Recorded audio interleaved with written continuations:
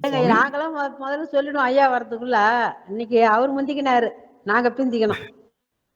இன்னைக்கு இல்லம்மா, இப்ப கொஞ்ச நாளாவே அவர் போட ஆரம்பிச்ச பிறகு அவர் தான் முதல்ல வர்றவங்க எல்லாருக்கும் சொல்றாருன்னு.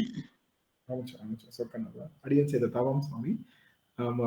ஆரம்பிச்சலாம் நினைக்கிறேன். அம்மா ரேவதி அம்மா அவர்கள் வந்து விட்டார்கள்.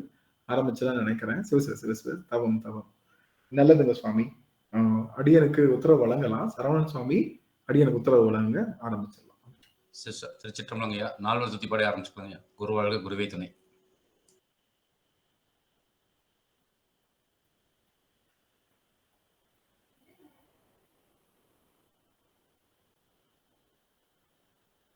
தென்னாடுடைய சிவனே போற்றி, என் நாட்டவர்க்கும் இறைவா போற்றி, காவாய் கனகத்திரளே போற்றி, கைலை மலையானே போற்றி போற்றி. திருச்சிற்றம்பலம். புலியர்கோன் வெப்பொழித்த புகழியர்கோன்களல் போற்றி, ஆலிமிசை கல்மிதப்பில் அனைந்த பிரான் அடி போற்றி, வாழி திருநாவலூர் வன் தொண்டர் பதம் போற்றி, ஊழிமணி திருவாத ஊரர் திருத்தாள் போற்றி, ஊழிமணி திருவாத ஊரர் திருத்தாள் போற்றி. ஆடல் வல்லான் சொக்கநாதருடைய திருவருளும், அங்கேற்கண்ணி மீனாட்சியுடைய திருவருளும், மாணிக்க வாசருடைய குருவருளும் ஒன்றாக சேர்த்து இந்த திருவாசக சிந்தனை அமர்வு என்ற நிலைக்களத்தை நமக்கு பரிசாக தந்திருக்கிறேன். அப்பேற்பட்ட குருவருளையும் திருவருளையும் அடியேன் மனம், மொழி, மெய்களினாலே வழிபாடு செய்கின்றேன். மேலும் இங்கு கூடியிருக்கக்கூடிய அத்துணை அடியார் பெருமக்களுடைய திருவடி தாமரைகளையும் அடியேன் சென்னிமேல் சூட்டி மகிழ்கின்றேன். திருச்சிற்றம்பலம். சிவாய நம சிவாய. சிவ சிவ சிவ சிவ. சொக்கநாதவன்தான் வரிஞர் தம்மை ஒக்க வைக்கும் மன்னர் போல, வரிஞர் தம்மை ஒக்க வைக்கும் மன்னர் போல, அறிஞர் தம்மை ஆள்வதன்றி பொறிபுலனா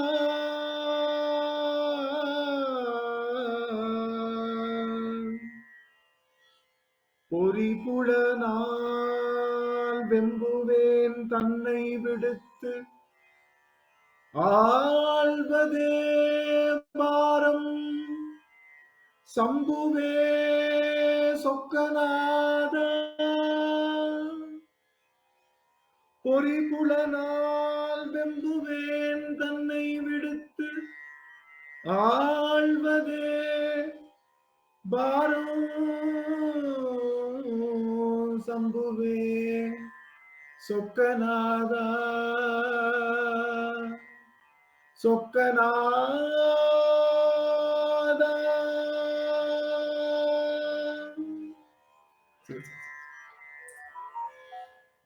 சொக்கநாதருடைய பெரும் கருணையினாலே நாம் இன்றைய தினம் திருப்பூவல்லி என்ற அந்த தலைப்பை சிந்தித்துக் கொண்டிருக்கின்றோம். 13வது பதிகம் திருவாசகத்திலே. திருவாசகத்திலே 13வது பதிகமாக விளங்குகின்ற இந்த திருப்பூவல்லியை நாம் சிந்தித்து வருகின்றோம். திருப்பூவல்லியானது நமக்கு பலவிதமான மாயைகளை நீக்கியது அப்படின்னு தான் சொல்லணும். இறைவனுடைய பெருங்கருணை இந்த திருப்பூவல்லி என்று சொல்லுகின்ற இந்த பாடலை நாம் சிந்தித்துக் கொண்டிருக்கின்றோம். அந்த சிந்திக்கின்ற அந்த காலையிலே நமக்கு மாயா விஷயங்கள் எல்லாம் ஒன்றன் பின் ஒன்றாக இறைவன் சுட்டி இறைவனுடைய பெரும் கருணையினாலே அதை நாம் நீக்கவும் செய்துகின்றோம். ஏன்னா அடியார்களுடைய குரல் பதிவு மூலமாக அடியனுக்கு தெரிகின்றது.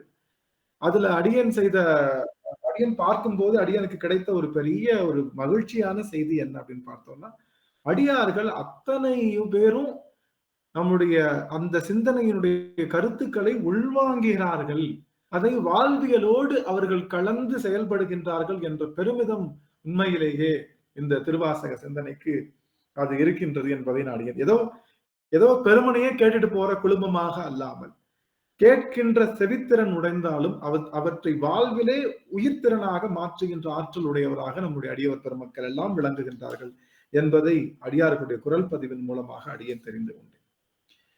இந்த திருப்பூவள்ளி என்பது பலவிதமான மாயைகளை நீக்கி வருகின்றது. அதிலே நாம் இப்போது 14வது பாடலை முடித்தாகிவிட்டது.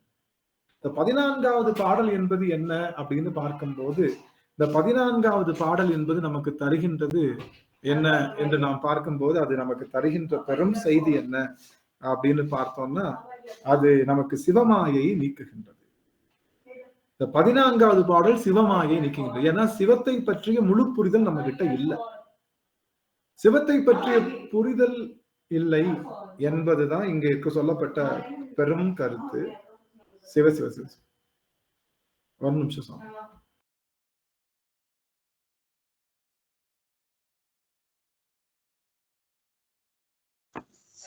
அத்தனாடியார் திருவடி வணக்கிறம்மா. அனைத்து அடியார் திருவடிக்கும் வணக்கங்க. அனைத்து அடியார் திருவடிகளும் வணக்கங்க.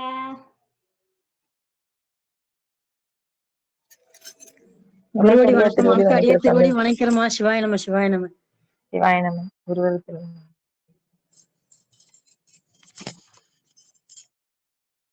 சிவாய நமமா. அனைத்து அடியார் திருவடியிலும் மனம் மெய் மொழிகளால் தொழுதல் சாமி. சிவாய நம. திருச்சிற்றம்பலம். திருவடி சிவாய நமங்கம்மா. மாணிக்க வாசகரை கொடுத்து வாங்கினீங்க, ரொம்ப நல்லா இருந்தது பார்த்தோம். சித்ராம்மா வாழ்த்துக்கள். எல்லா சிவாய பெருமாள் கருணையம்மா. சேசா சேசா.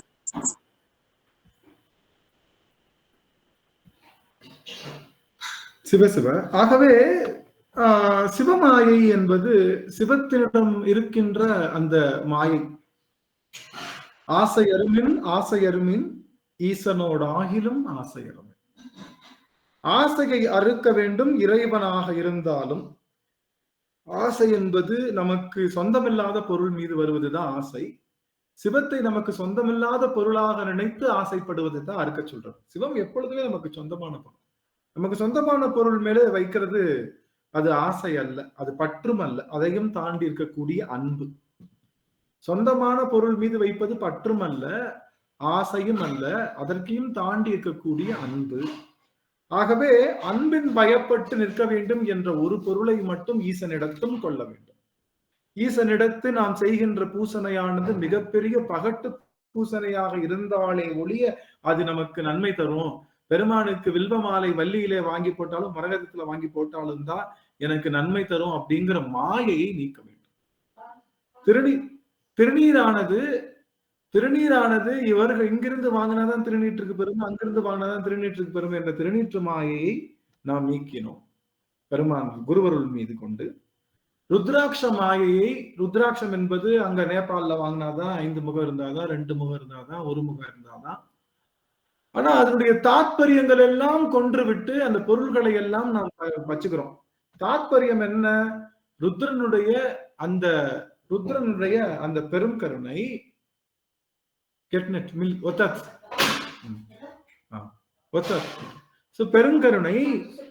பெருங்கருணை ருத்ரனுடைய பெருங்கருணையானது கண்டத்திலே பதிய வேண்டும் என்ற நினைப்பு வர வேண்டும் என்ற காரணமே ருத்ராட்சம்.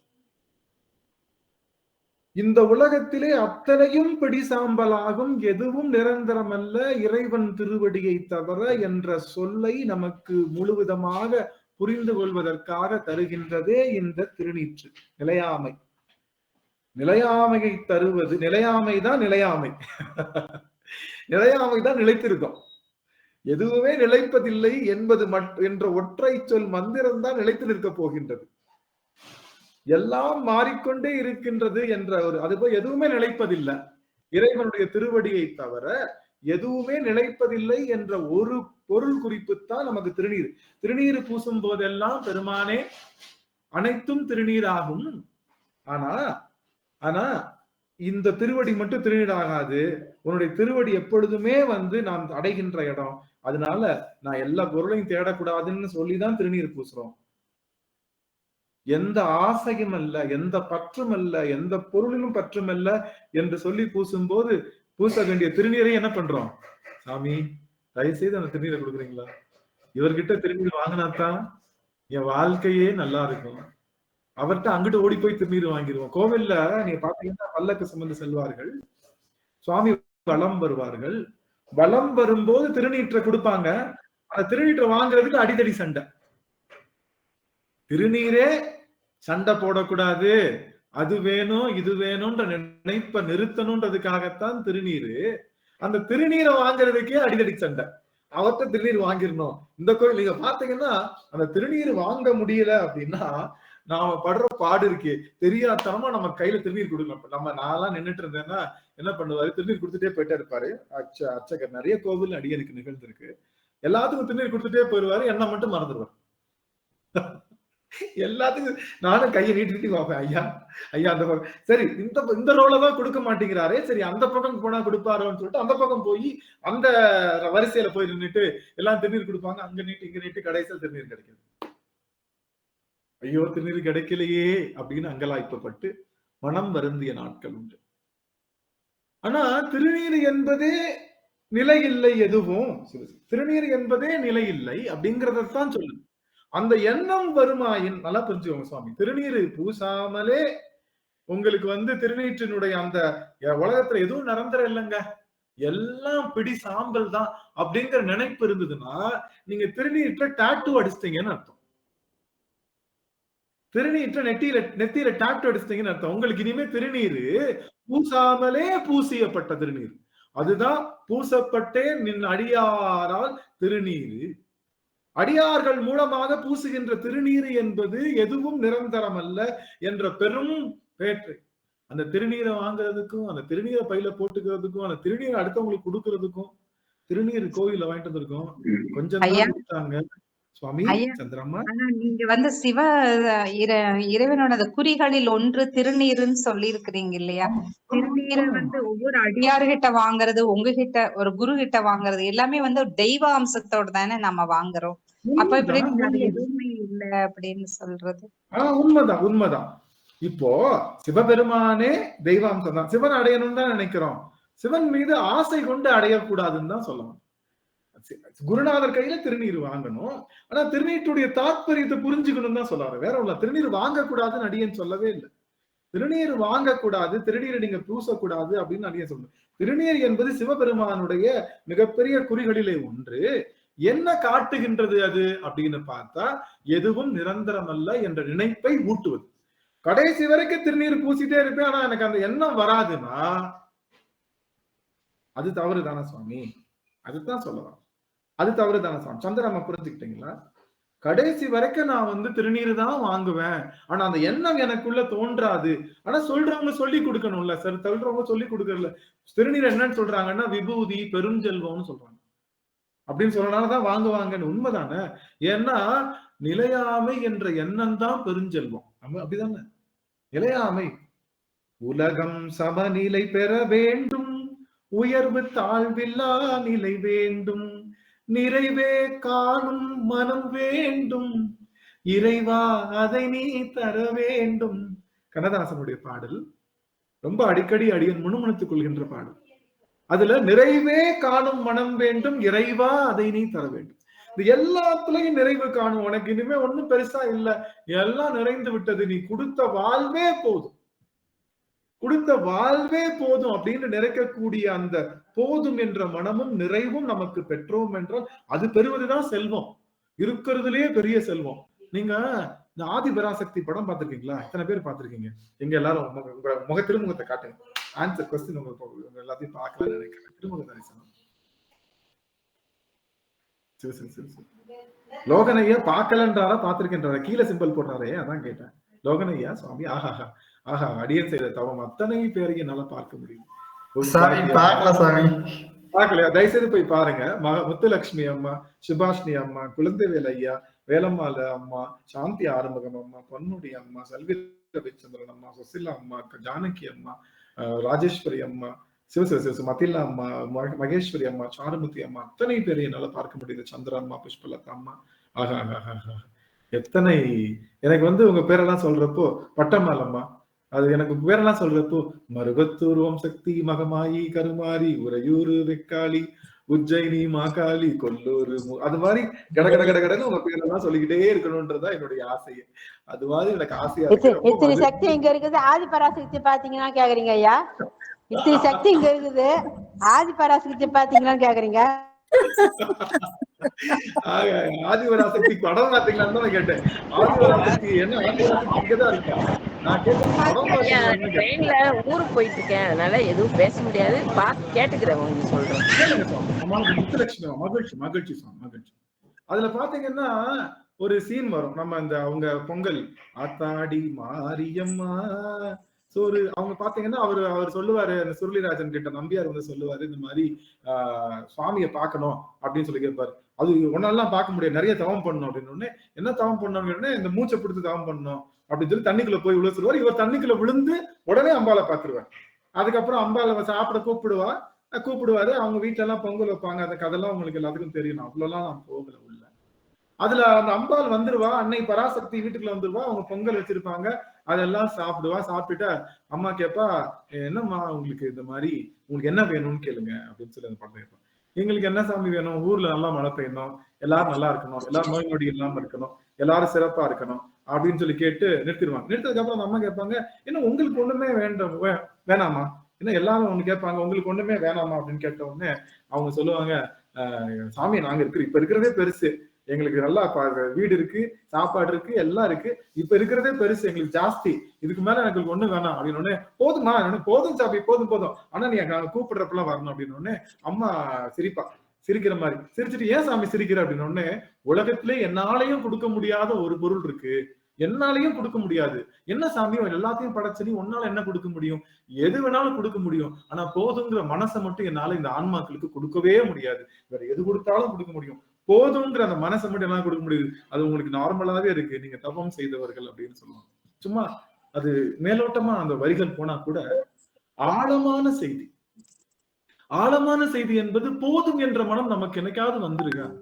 கோவில்ல என்னைய மாதிரி ஒரு ஆகா வழியெல்லாம் பாத்தீங்கன்னா, நான் என்ன பண்ணுவேன், நேரா மீனாட்சி அம்மன் கோயிலுக்கு போயிடுவேன், ஒரு ரவுண்டு போய் பாக்குறது, அவளை பார்த்த உடனே மெல்ட், அதுக்குள்ளேயும் பிடிச்சு தள்ளிடுவாங்க, திரும்ப ஒரு ரவுண்ட்ல போய் பாக்குறது, பார்த்த விழி பார்த்து அப்படின்ற மாதிரி அவளை ஆடி அசைஞ்சு, அப்படியே குணா படத்துல கமல் பாக்குற மாதிரி அவளை அப்படியே ஆடி அசைஞ்சு அன்னை மீனாட்சி அவருடைய அழகா ரசிச்சுக்கிட்டே இருக்கிறது.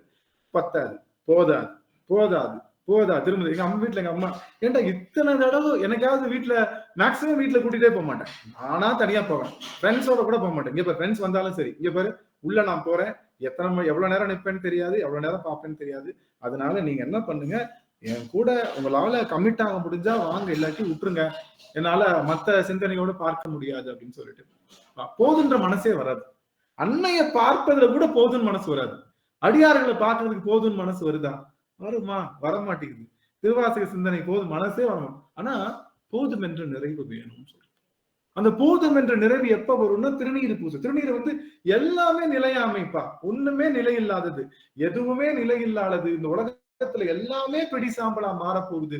அதனால எந்த பொருள் மீதும் எனக்கு பற்று இல்ல, ஆசை இல்ல, ஆனா ஒண்ணு இருக்கு, அன்பு இருக்குன்ற நிலைப்பாடை தருவதுதான் திருநீர்.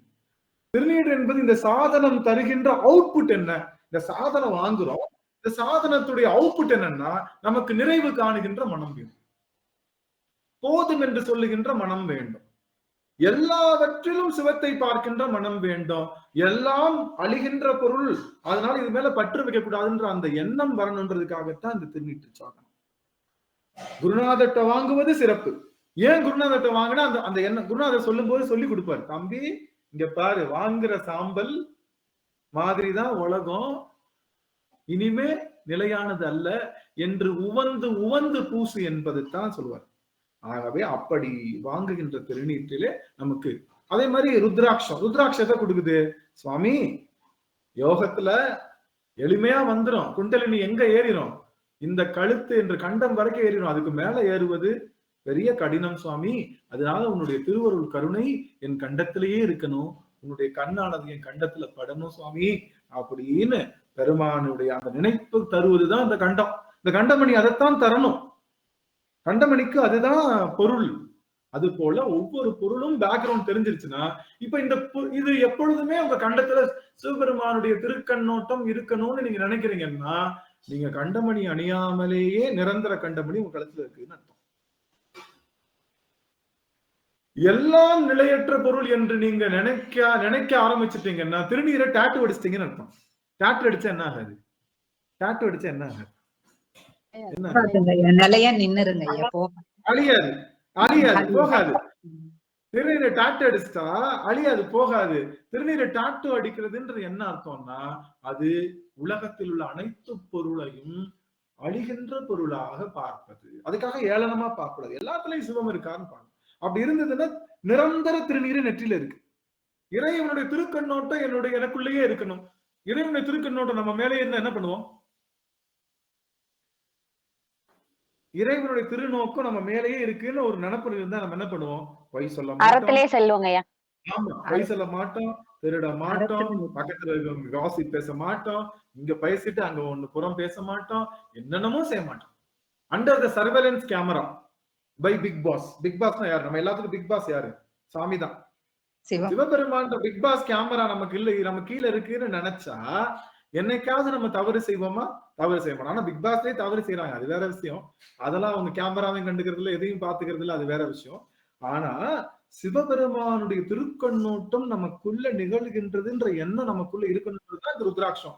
ருத்ராட்சத்தை போட்டதுக்கு அப்புறமா சாமியாவது பூதமாவது பண்றத பண்ணிக்கடா அப்படின்னு என்ன அர்த்தம்? ருத்ராட்சம் கழுத்துல போட்டு டஸ்ட்னு மறைஞ்சிரும். ருத்ராட்சம் கழுத்துல போட்டு டஸ்ட்னு மறைஞ்சிரும், அதுக்கு பவர் இல்லாம போயிடும். ஆனா இறைவன் அந்த சிந்தனைகள் தான் இந்த குறிகளுடைய தாத்பரியம். குறிகளுடைய தாத்பரியம். நம்ம ஏன் நமச்சிவாய மந்திரம் சொல்றோம்? நமச்சிவாய மந்திரம் சொல்றோமா? முதல்ல தெரிஞ்சுக்கிறேன். நமச்சிவாய மந்திரம் சொல்றோமா சாமி? சொல்றோமா எல்லாரும்? சொல்றேங்க ஐயா, மூச்சே அதுதான்.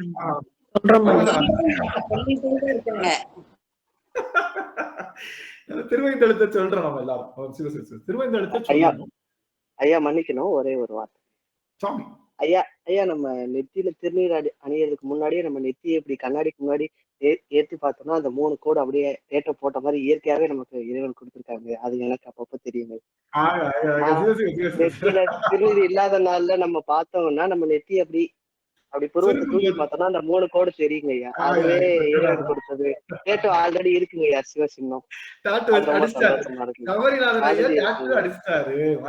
கண்டிப்பா.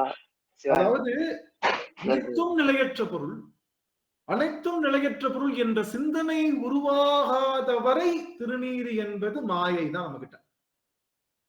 இறைவனுடைய திருக்கண்ணோட்டம் நமக்குள்ள இல்ல அப்படின்னு நினைக்காத வரை ருத்ராட்சம் மாயை தான்.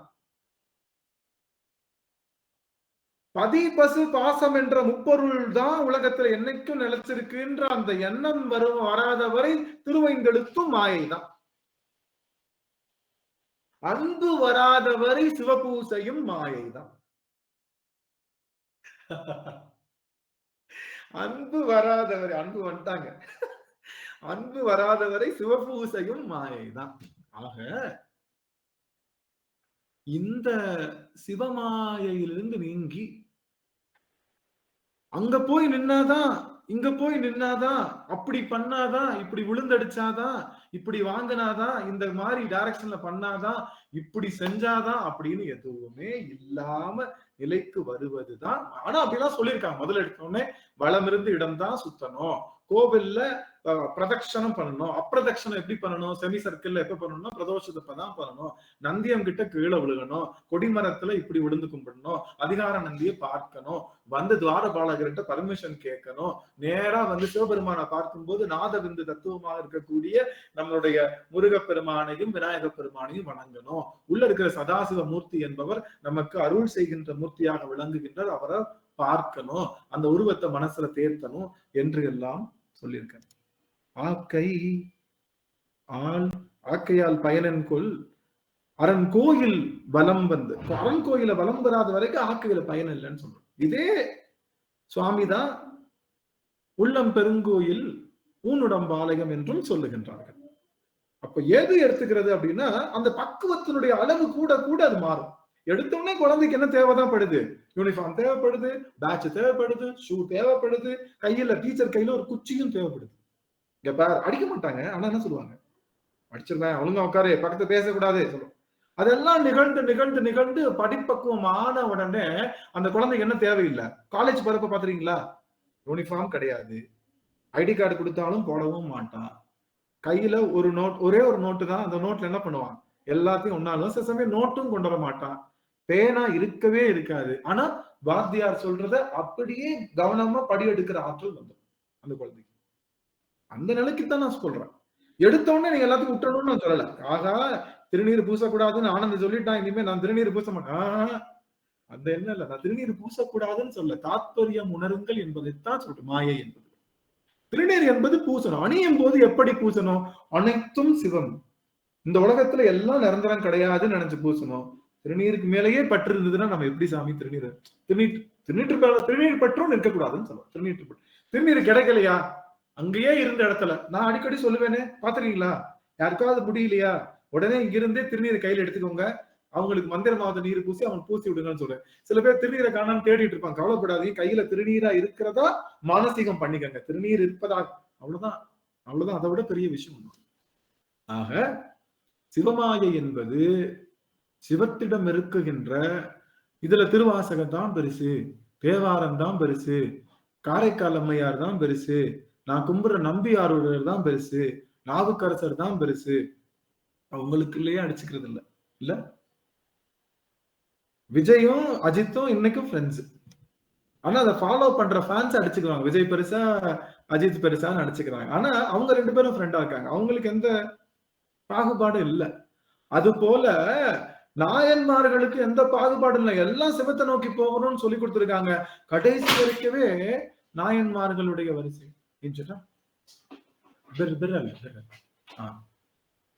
கடைசி வரைக்கவே நாயன்மார்களோடு இருந்து, நாயன்மார்களையே சில பேர் என்ன சொல்றாங்கன்னா, நல்லா கவனிக்கணும், நாங்க அவ்வளவுதான், எங்களுக்கு அவரை விட்டா வேற யாரும் இல்லை, நாங்க அவ்வளவுதான், அவரை விட்டா நாங்க அதுக்கு மேல எல்லாம் போக மாட்டோம், எங்களுக்கு இவர்தான், அவர்தான் கடவுள். ஆமா உண்மைதான், குருநாதர் தான் கடவுள். ஏன்? சிவத்தை காட்டுவதனால. சிவத்தை காட்டலைன்னா குருநாதர் கடவுளான்னு கேட்டா இல்ல, சிவத்தை காட்டுகின்ற மேலான சிவத்தை காட்டுவதனாலே குருநாதர் கடவுள். பலகை இருக்கு, குருநாதர் யாருன்னா பலகை, வழிகாட்டுகின்ற பலகை. இந்த சைன் போர்டுன்னு சொல்லுவாங்க இல்லையா, சைன் போர்டு. சைன் போர்டு சொல்லும், இன்னும் 3 கிலோமீட்டர் தூரத்திலே ஒரு முதலை குளம் இருக்கின்றது அப்படின்னு போட்டிருக்கு. முதலே பார்க்கணும்னு ஆசை, ஆனா என்ன பண்றது, சைன் போர்டு கிட்டேயே உட்காந்துக்கிறது. நான் கடைசி வரைக்கும் முதலே பார்க்க மாட்டேன், சைன் போர்ட்லயே பாத்துக்கிறேன் அப்படின்னு சொல்லிட்டு உட்காந்துக்கிறது. அந்த கை காட்டுகின்ற பலகை என்பதுதான் குருநாதர். ஆனா முக்கியமான செய்தி, எல்லாரும் ஆன் பண்ணுங்களேன், நல்லா வந்து ஞாபகம் வந்துச்சு. முக்கியமான செய்தி, டக்கு டக்கு டக்குன்னு லைட் தெரியுது. ஆக ஆக ஆக ஆக கரவ சூப்பர் சூப்பர். குருநாதர் என்பவர் யார் அப்படின்னா, சைன் போர்டு. அந்த சைன் போர்டை காட்டு, சிவம் எங்க இருக்காரு அப்படின்னு சொல்லி காட்டுறது. அதை படிச்சு பார்த்துட்டு கரெக்டான டைரக்ஷன்ல போய் சிவத்தை போய் பற்றுவது இந்த ஆன்மாவினுடைய கடமை. அப்போ உண்மை குருநாதர் யாரு, உண்மை சீடன் யாரு, அதுதான் கேள்வி. உண்மை குருநாதர் அப்படி, உண்மை சீடனை பத்தி முதல்ல சொல்லிடுறேன்னு. உண்மை சீடன் யாருன்னா, கூடும் அன்பினில் கும்பிடலே அன்றி வீடும் வேண்டார் விரலின் விளங்கினார் என்று சொல்லுவது. சிவபெருமா ஏப்பா போப்பா, சிவபெருமான்லாம் வேணாம், எனக்கு அடியார்கள் திருவடி, குருநாதர் திருவடி என்று குருநாதருடைய திருவடியை அட்ட மாதிரி புடிச்சுக்கிறவன் தான் உண்மையான. நீங்கெல்லாம் சிவத்தினுடைய திருவடியில எனக்கு ஒண்ணும் வேணாம் சாமி, ஒண்ணும் பிரச்சனை இல்லை, அதெல்லாம் தேவையில்லை, உங்க திருவடிதான் எனக்கு முக்கியம், வேற யாரும் எனக்கு தேவையில்லை, சிவமே வந்தாலும் எனக்கு தேவையில்லை அப்படின்னு அட்ட மாதிரி குருநாதருடைய திருவடியை இறுகப்பற்றுபவன் தான் உண்மையான சீடன். கூடும் அன்பினில் கும்பிடலை என்று வீடும் வேண்டார் விரங்கள். உண்மையான குருநாதர் யார் தெரியுமா?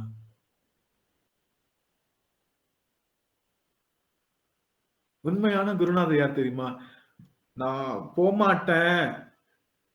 போமாட்டேன்னு சொல்லி, ஸ்கூலுக்குள்ள போமாட்டேன்னு சொல்லி முதல் குருநாதர் ஆகிய அப்பா அம்மா காலை கட்டி புடிச்சிட்டு இருக்கிறப்போ, அந்த புள்ள ஸ்கூலுக்கு போமாட்டேன், எங்க அப்பா அம்மா தானே முதல் குரு. ஆமாவா இல்லையா?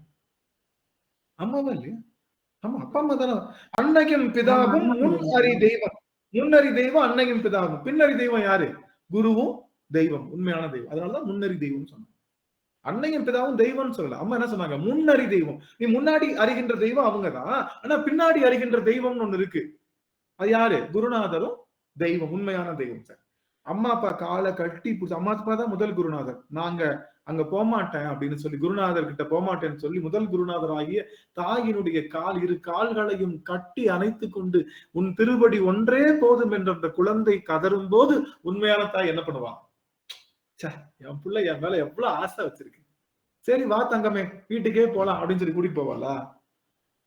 அடிங்கு அடிங் அப்படின்னு சொல்லிட்டு அப்படி குழந்தைய பிச்சு எரிஞ்சு, அப்படி குழந்தைய அப்படி காலில் கட்டின குழந்தைய அப்படி பிச்சு எரிஞ்சு அப்படி குண்டான் தூக்கி அப்படி அப்படி அப்படி தூக்கி எறிவா, அப்படியே கேட்ச் பிடிச்சுக்கிடுவாங்க குருநாதர். நீங்களாச்சும் அவளாச்சுன்னு சொல்லிட்டு வரும்போது கண்கள்ல கண்ணீர் கசிந்து 2 நாள் குழந்தை சாப்பிடுதோ இல்லையோ அம்மா சாப்பிடாம உட்கார்ந்து இருக்கக்கூடிய ஆற்றல், அதுதான் உண்மை குருநாதர். இறைவனுடைய திருவடி வேண்டாம், குருநாதர் திருவடி தான் வேணும்னு சொல்றவன் தான் உண்மை சீடன்.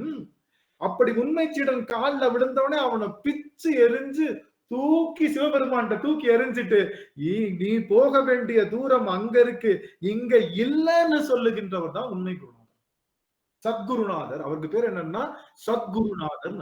நிறைய குருநாதர் இருக்காங்க. ஞானகுரு, யோக குரு, அவித்யா குரு, குலகுரு என்றெல்லாம் சொல்லுகின்றார்கள். சத்குருநாதர் என்று சொல்லுபவர் சத்து என்ற சத்தியமான நிலைத்த சிவபெருமானையே காட்டுகின்ற குருநாதர்.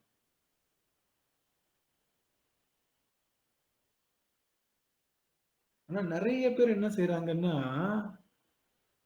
உண்மை சீடர்கள் நிறைய பேர் இருக்காங்க. வாய்ஸ் பிரேக் ஆகுதியா? எல்லாத்துக்கும் கேக்குதுங்களா சுவாமி? எல்லாத்துக்கும் கேக்குதுங்களா? எல்லாத்துக்கும் கேக்குதுங்க சுவாமி. தாங்களுக்கு கேட்கலன்னா ஒரு தடவை வெளியில போயிட்டு திரும்ப உள்ள வாங்க சுவாமி. வெளியே போயிட்டு உள்ள வந்தா நல்லா கேட்கும். அது மாதிரி மழையின் காரணமா கிடைக்க மாட்டேங்குதியா? நான் யூடியூப்ல பாத்துக்கிறேங்க. சரிங்க சுவாமி, சரிங்க சுவாமி. நல்லது நல்லது சுவாமி. மகிழ்ச்சி. ஆக முக்கியமான செய்தி, உண்மை சீடன் என்பவன் யார் அப்படின்னா, குருநாதர் திருவடி அன்றி எனக்கு வேறொன்றும் புகழில்லை என்று குருநாதருடைய திருவடியை அப்படியே இறுக பற்றுபவர் தான் உண்மை குருநாதர், உண்மை சீடன். ஆனா உண்மை குருநாதர் யாருன்னா, காலில் கட்டிக்கிட்டு இருக்கிற குரு சீடனை புடுங்கி எரிஞ்சு, நீ இங்க இல்ல, நீ இருக்க வேண்டிய இடம் சிவத்தினுடைய இடம் சொல்லி தூக்கி எரிஞ்சு, அவனால போக முடியாது, தூக்கி எரிஞ்சு சிவத்தினுடைய கொண்டு சேர்ப்பவர் தான் சத்குருநாதர். சத்குருநாதர் உங்களை மாதிரிங்க ஐயா, எங்களை கொண்டு சேர்த்துறீங்கல்ல, அது மாதிரி. சொக்கநாதா, அடியேன் குரு அப்படின்னு சொல்ல வார்த்தைக்கு எள்ளுக்கும் தகுதி இல்லாத அடியனுடைய குருநாதரை தவிர அடியன் ஒன்றுக்கும் போதா நாயன் சுவாமி சிவசிவ சொக்கநாதர். அப்படி உங்களுக்கு அவர் குருநாதர், எங்களுக்கு நீங்க குருநாதர். சொக்கநாதா சிவசிவ சிவசிவ சிவசிவ பெரும் பெரும் பெரும் குருநாதரை தவிர அடியேன் ஆவது ஒன்று. இப்ப புடிச்சு பிச்சு ஏறிடும். ஆனா இப்ப என்ன பண்றாங்கன்னா,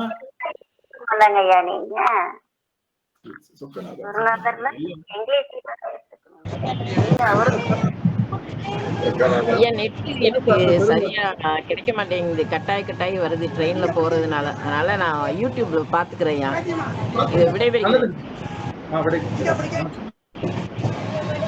ஐயா, நீங்க எது சொன்னாலும் இப்படியே தவிர்த்துக்கிறீங்க. நாங்க எப்படி உணர்ந்துதானே நாங்க சொல்றோம்.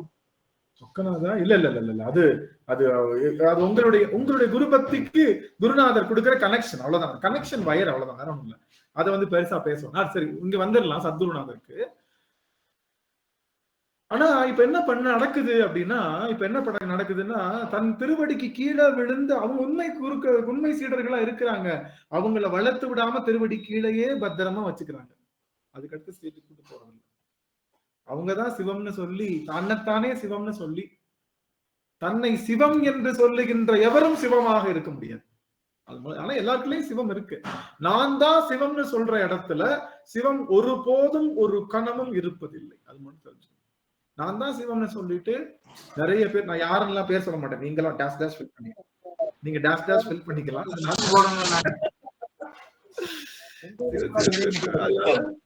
அதனால யாரு நீங்களே ஃபில் பண்ணிக்கலாம். தேங்க்யூ. அதனால வணக்கம். சுவாமி அம்மா தான் மியூட் பண்ணிக்கலாம் சுவாமி.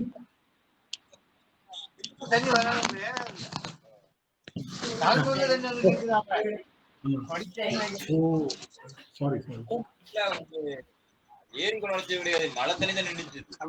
ஒரு நிமிஷம் ஐயா மியூட் பண்ணிட்டேன். இது ஒரு பெரிய அடியார்கள்ட்ட ஒரு சின்ன ஒரு வேண்டுதல். அடியார்கள் கொஞ்சம் மியூட் பண்ணிக்கலாம். கேள்வி கேட்கும்போது கண்டிப்பா நீங்க பதில் சொல்லலாம். சரி, இப்ப உண்மை குருநாதர்னா சத்குருநாதர்னா யாருன்னு பார்த்துட்டோமா?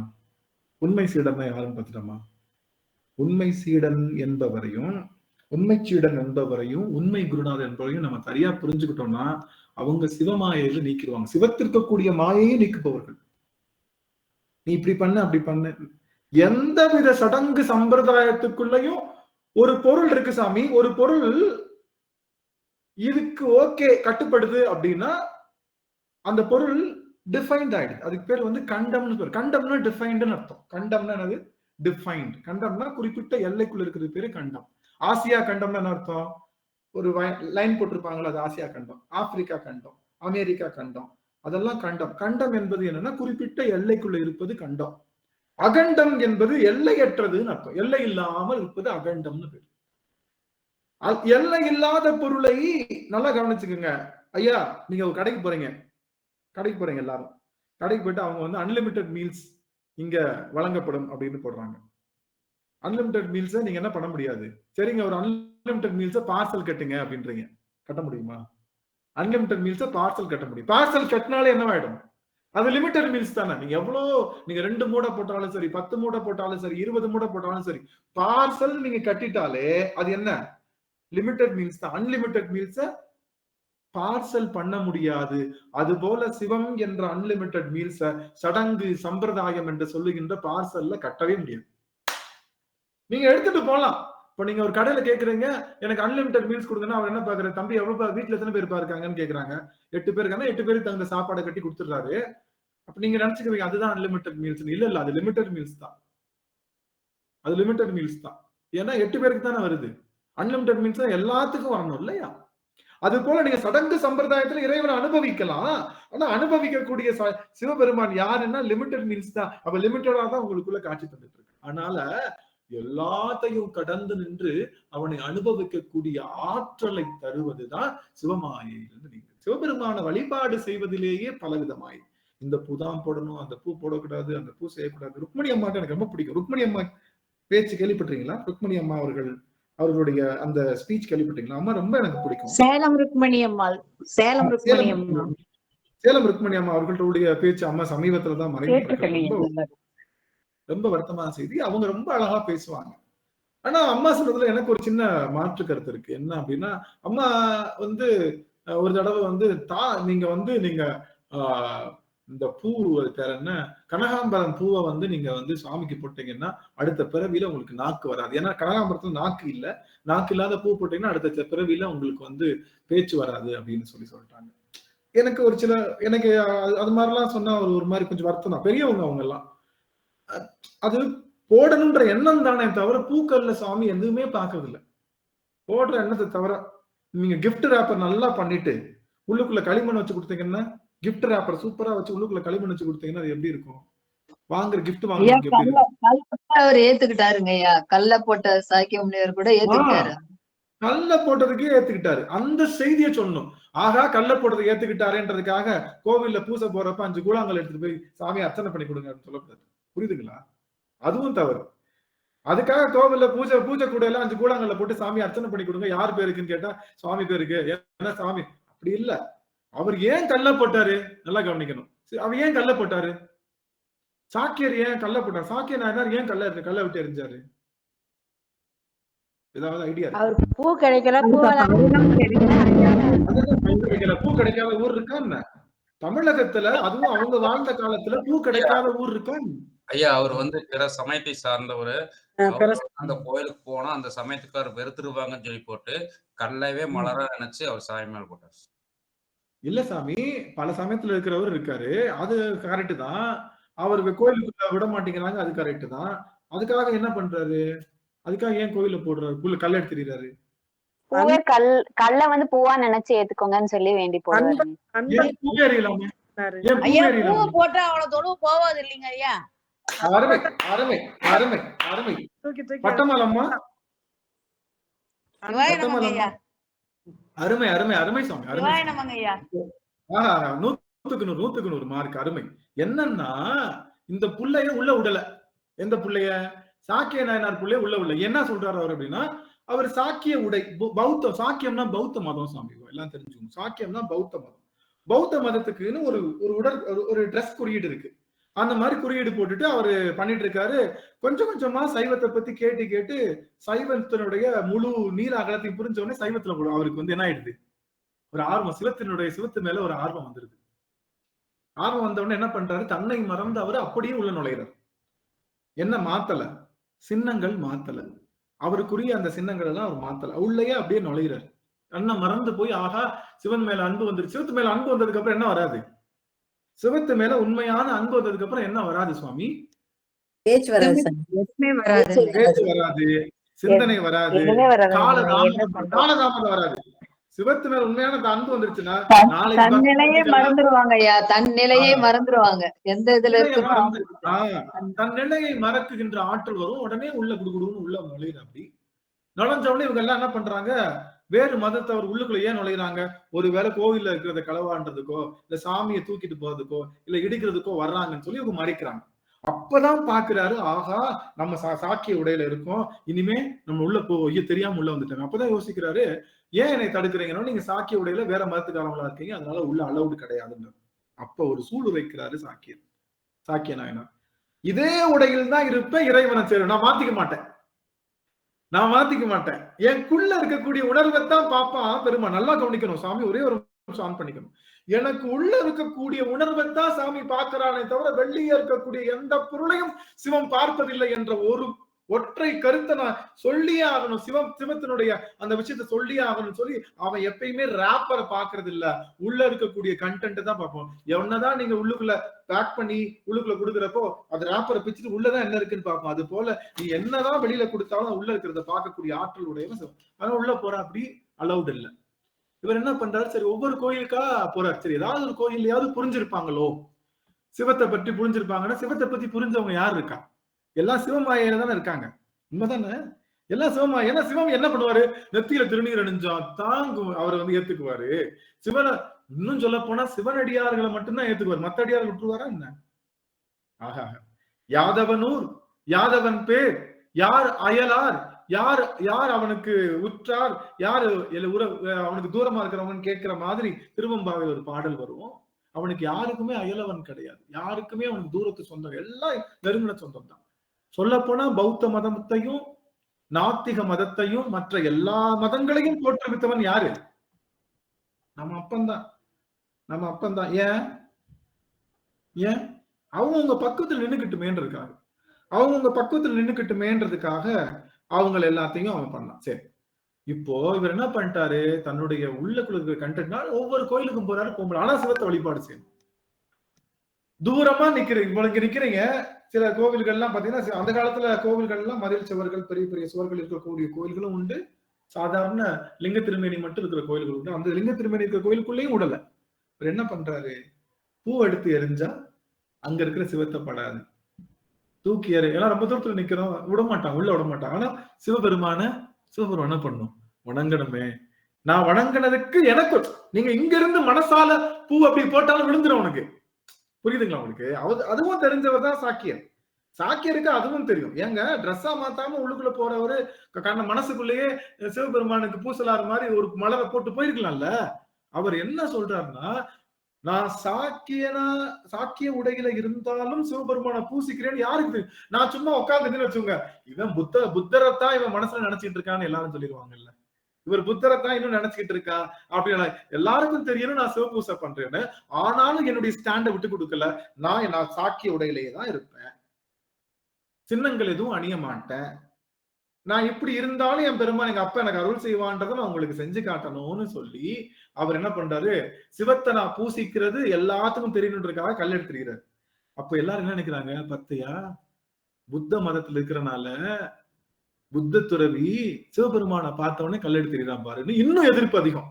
இன்னும் எங்கேயாவது ஏதாவது தெருக்குள்ள நுழைஞ்சாலே உன்னை விடாத, இவனை சாமி பார்த்தா கடைசி வரைக்கும் யார்ட்டையும் பேசல, யாருக்கிட்டையும் எக்ஸ்பிளைன் பண்ணல.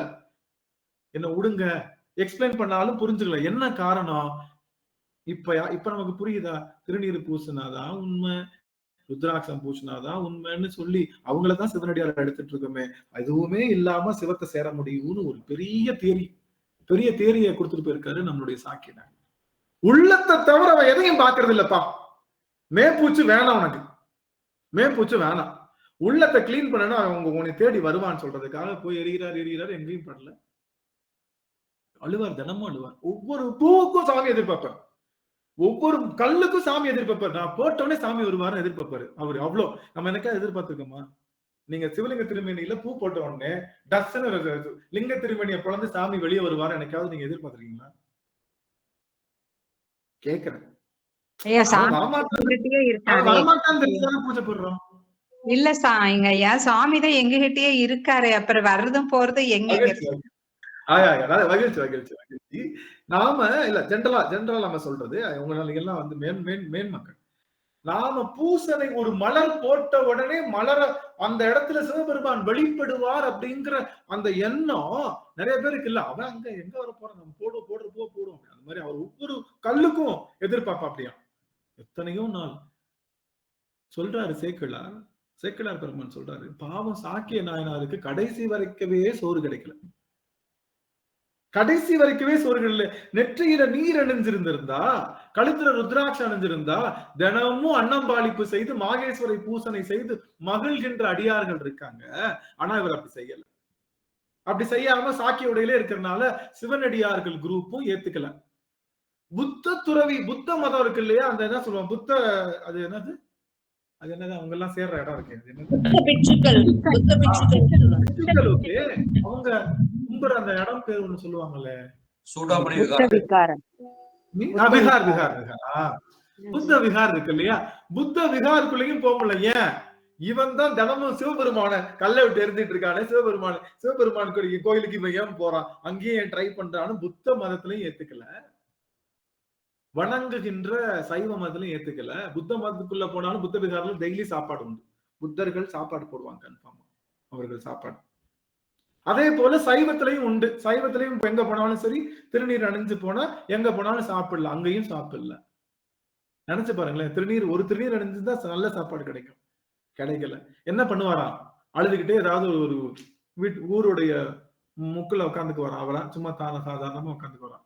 என்ன பண்ணுவாங்களா பாக்குறவங்க, யாராச்சும் என்னங்க இந்த பிள்ளைக்கு சாப்பாடு பார்த்தாலே சாப்பிட பசிக்கிற மாதிரி இருக்குல்ல, அதனால அந்த கூழ் இருக்கு இல்லையா, கேப்ப கூழ், கம்பங்கூழ், அந்த மாதிரி கூழ் எல்லாம் எடுத்துட்டு போய் அவர்கள் அதைதான் பிடிச்சு சாப்பிட்டுக்குருவாங்க. கூட யாராவது கொடுத்தாங்கன்னா சாப்பிட்டுக்குவாங்க. ஒரு நாள் எரிகின்றார் கல்ல, சரியாக எரிந்தது போல அன்று சிவம் அப்படியே லிங்க திருமையிலிருந்து வெளிப்படுறாராம்.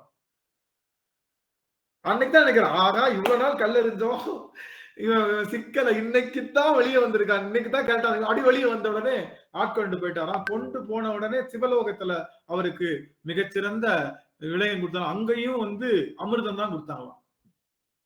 பூலோகத்திலையும் சோறு இல்ல, மேலோகத்திலையும் அன்னம் இல்ல, எங்கேயும் அன்னம் சாப்பிடாம முழு முக்தி ஆகிய முழு சோறாகிய சிவபெருமானையே உட்கொண்ட காரணத்தால சோறே சாப்பிடலையும். சோறே சாப்பிடலையும். யாரு? நம்மளுடைய சுவாமி சாக்கிய நாயனார் கல்லறிந்தார். கல்லறிந்த சாக்கிய நாயனாருக்கு வந்து சுவாமி வந்து வெளிப்பட்டார். இதனாலதான் சாக்கிய நாயனார் கல்லறிஞ்சாரு. சாக்கிய நாயனார் தூரமா நின்றுட்டு சாமி பூசிக்கணும். ஆனா எது சாமி கிட்ட போகும், நான் பூசனை பண்ணது, அது மனசால பூசனையும் பண்ணிருந்திருக்கலாம். ஆனா அந்த பூசனையும் விடுத்து சுவாமி இங்க அருள் செய்திருக்காங்க. அந்த வகையில சபரிநாதன் ஐயா ஏதாவது கேள்வி இருக்குங்களா? சுவாமி ஐயா ஏதோ கரம் உயர்த்திருக்காங்க.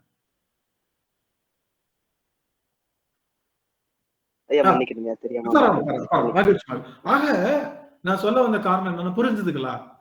நீங்க திருநீற்றை விட்டு நீங்கணும்னு சொல்லல நான். நீங்க சாக்கிய நாயனார் மாதிரி உடனே நம்ம நல்ல வேலை எந்த குலத்துல பிறந்திருக்கோம் அப்படின்னா, நாம வந்து சைவ குலத்துல பிறந்திருக்கோம். சுவாமி சாக்கிய நாயனார் கல்லெடுத்து தெரிகிறத காமிக்கிறாங்க பாருங்க. அவர் எந்த புத்த உடையிலேயே இருந்து சிவபெருமான் மீது கல்லெறிகின்ற அந்த திருவுருவ படத்தை வந்து சுதாமா அவர்கள் காமிக்கிறாங்க. அவங்க இதுல பாத்தீங்கன்னா அவங்க எல்லாத்துக்குமே தெரியும். சார் இதெல்லாம் சிவமாயை தானே. சிவமாயை நீக்கினவர் சாக்கிய நாயனார்.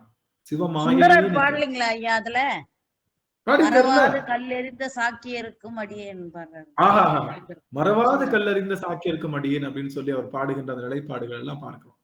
ஏன் சொல்ல வரேன்னா, அந்த காலத்துல இருந்த எல்லாரும் என்ன நினைச்சாங்கன்னா, சிவமாயைக்குள்ளேயே இருக்காங்க, சிவத்தை இப்படித்தான் அடைய முடியும் அப்படின்னு ஒரு ரூட் போட்டிருக்காங்க. அதுல நீங்க நினைச்சு பாருங்களேன், ஒரு நிமிஷம் எல்லாரும் யோசிச்சு பாருங்க. வரிசையா நிக்கிறாங்க எல்லாரும். யாரு? 63 வரிசையா நிக்கிறாங்க. அதுல ஒருவர் புத்த உடையில நிக்கிறார். என்ன அழகு பாருங்க.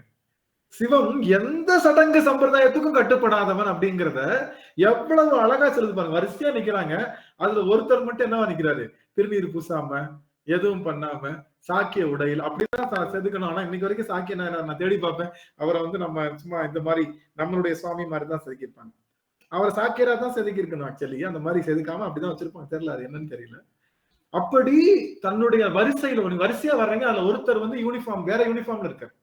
எல்லாரும் ஒரு யூனிஃபார்ம்ல இருக்காங்க, ஒருத்தர் மட்டும் வேற யூனிஃபார்ம்ல இருக்காரு. அவர் யாருன்னா நம்முடைய சாக்கியனார். என்ன கருத்து என்பதால, அகண்ட சோதி பெருமானை கண்டம் என்று சொல்லுகின்ற இடர்ந்த சடங்கு சம்பிரதாயத்துக்குள்ளேயும் நுழைக்க முடியாது.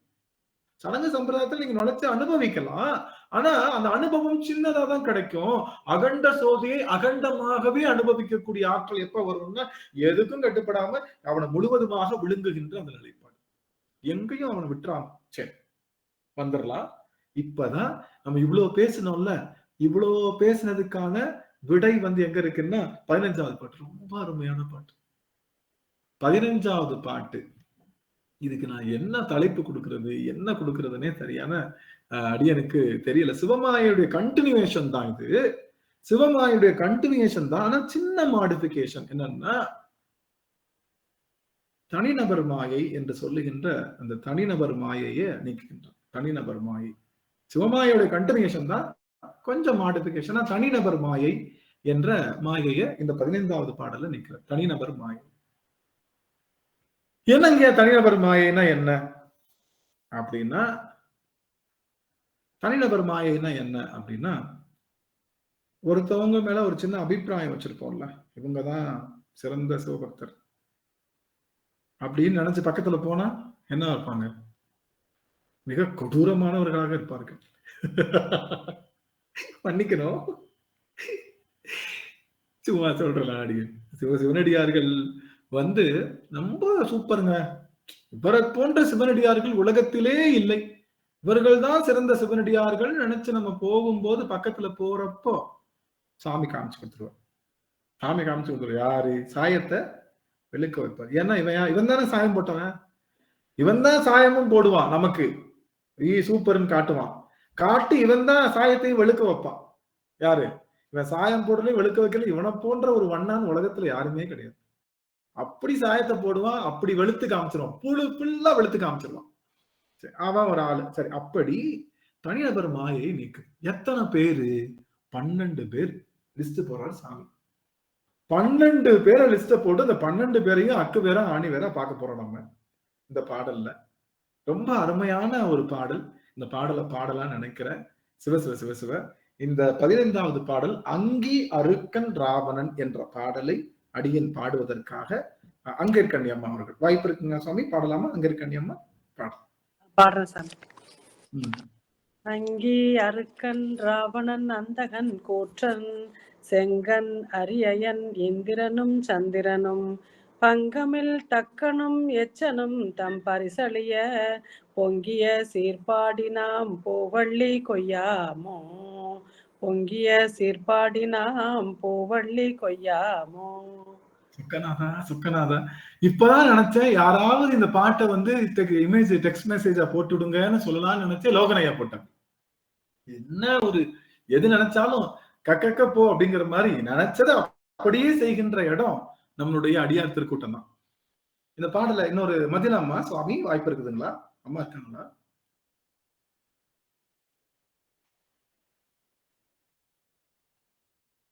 சாந்தி ஆறுமுகம் அம்மா சுவாமி.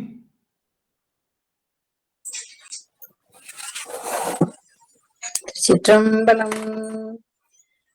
அங்கே அருக்கன் ராவணன் அந்தகன் கூற்றன் செங்கன் அரியன் இந்திரனும் சந்திரனும் பங்கமில் தக்கனும் எச்சனும் தொம் பரிசழிய பொங்கிய சீர்பாடினாம் பூவல்லி கொய்யா பொங்கிய சீர்பாடினாம் பூவல்லி கொய்யாமோ. திருச்சிற்றம்பலம். மகிழ்ச்சி மகிழ்ச்சி மகிழ்ச்சி. வேற அடியா இன்னும் ஒரே ஒரு பாடலாம், யாராவது ஒருத்தவங்க பாடலாம், அதோட நிறைவு செய்வோம். ஒருத்தவங்க பாடலாம் யாராவது.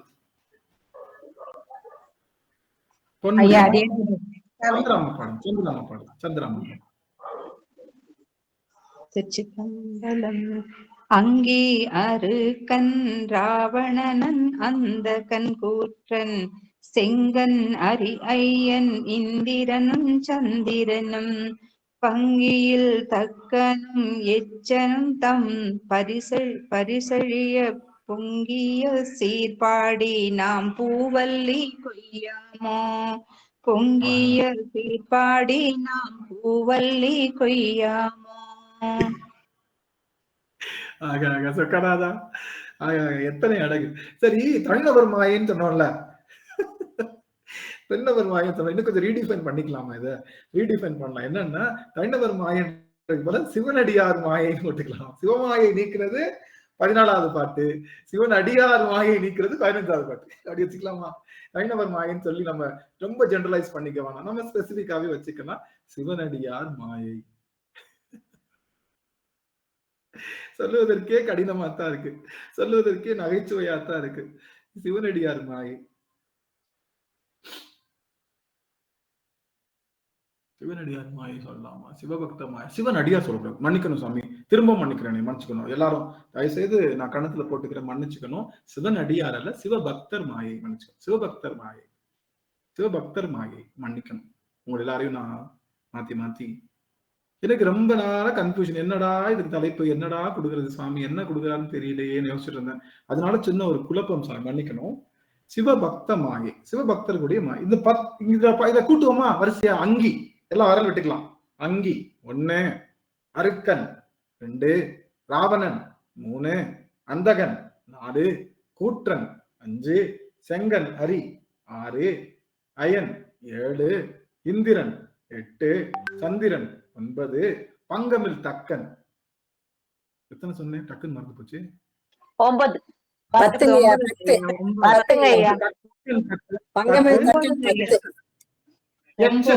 எச்சன்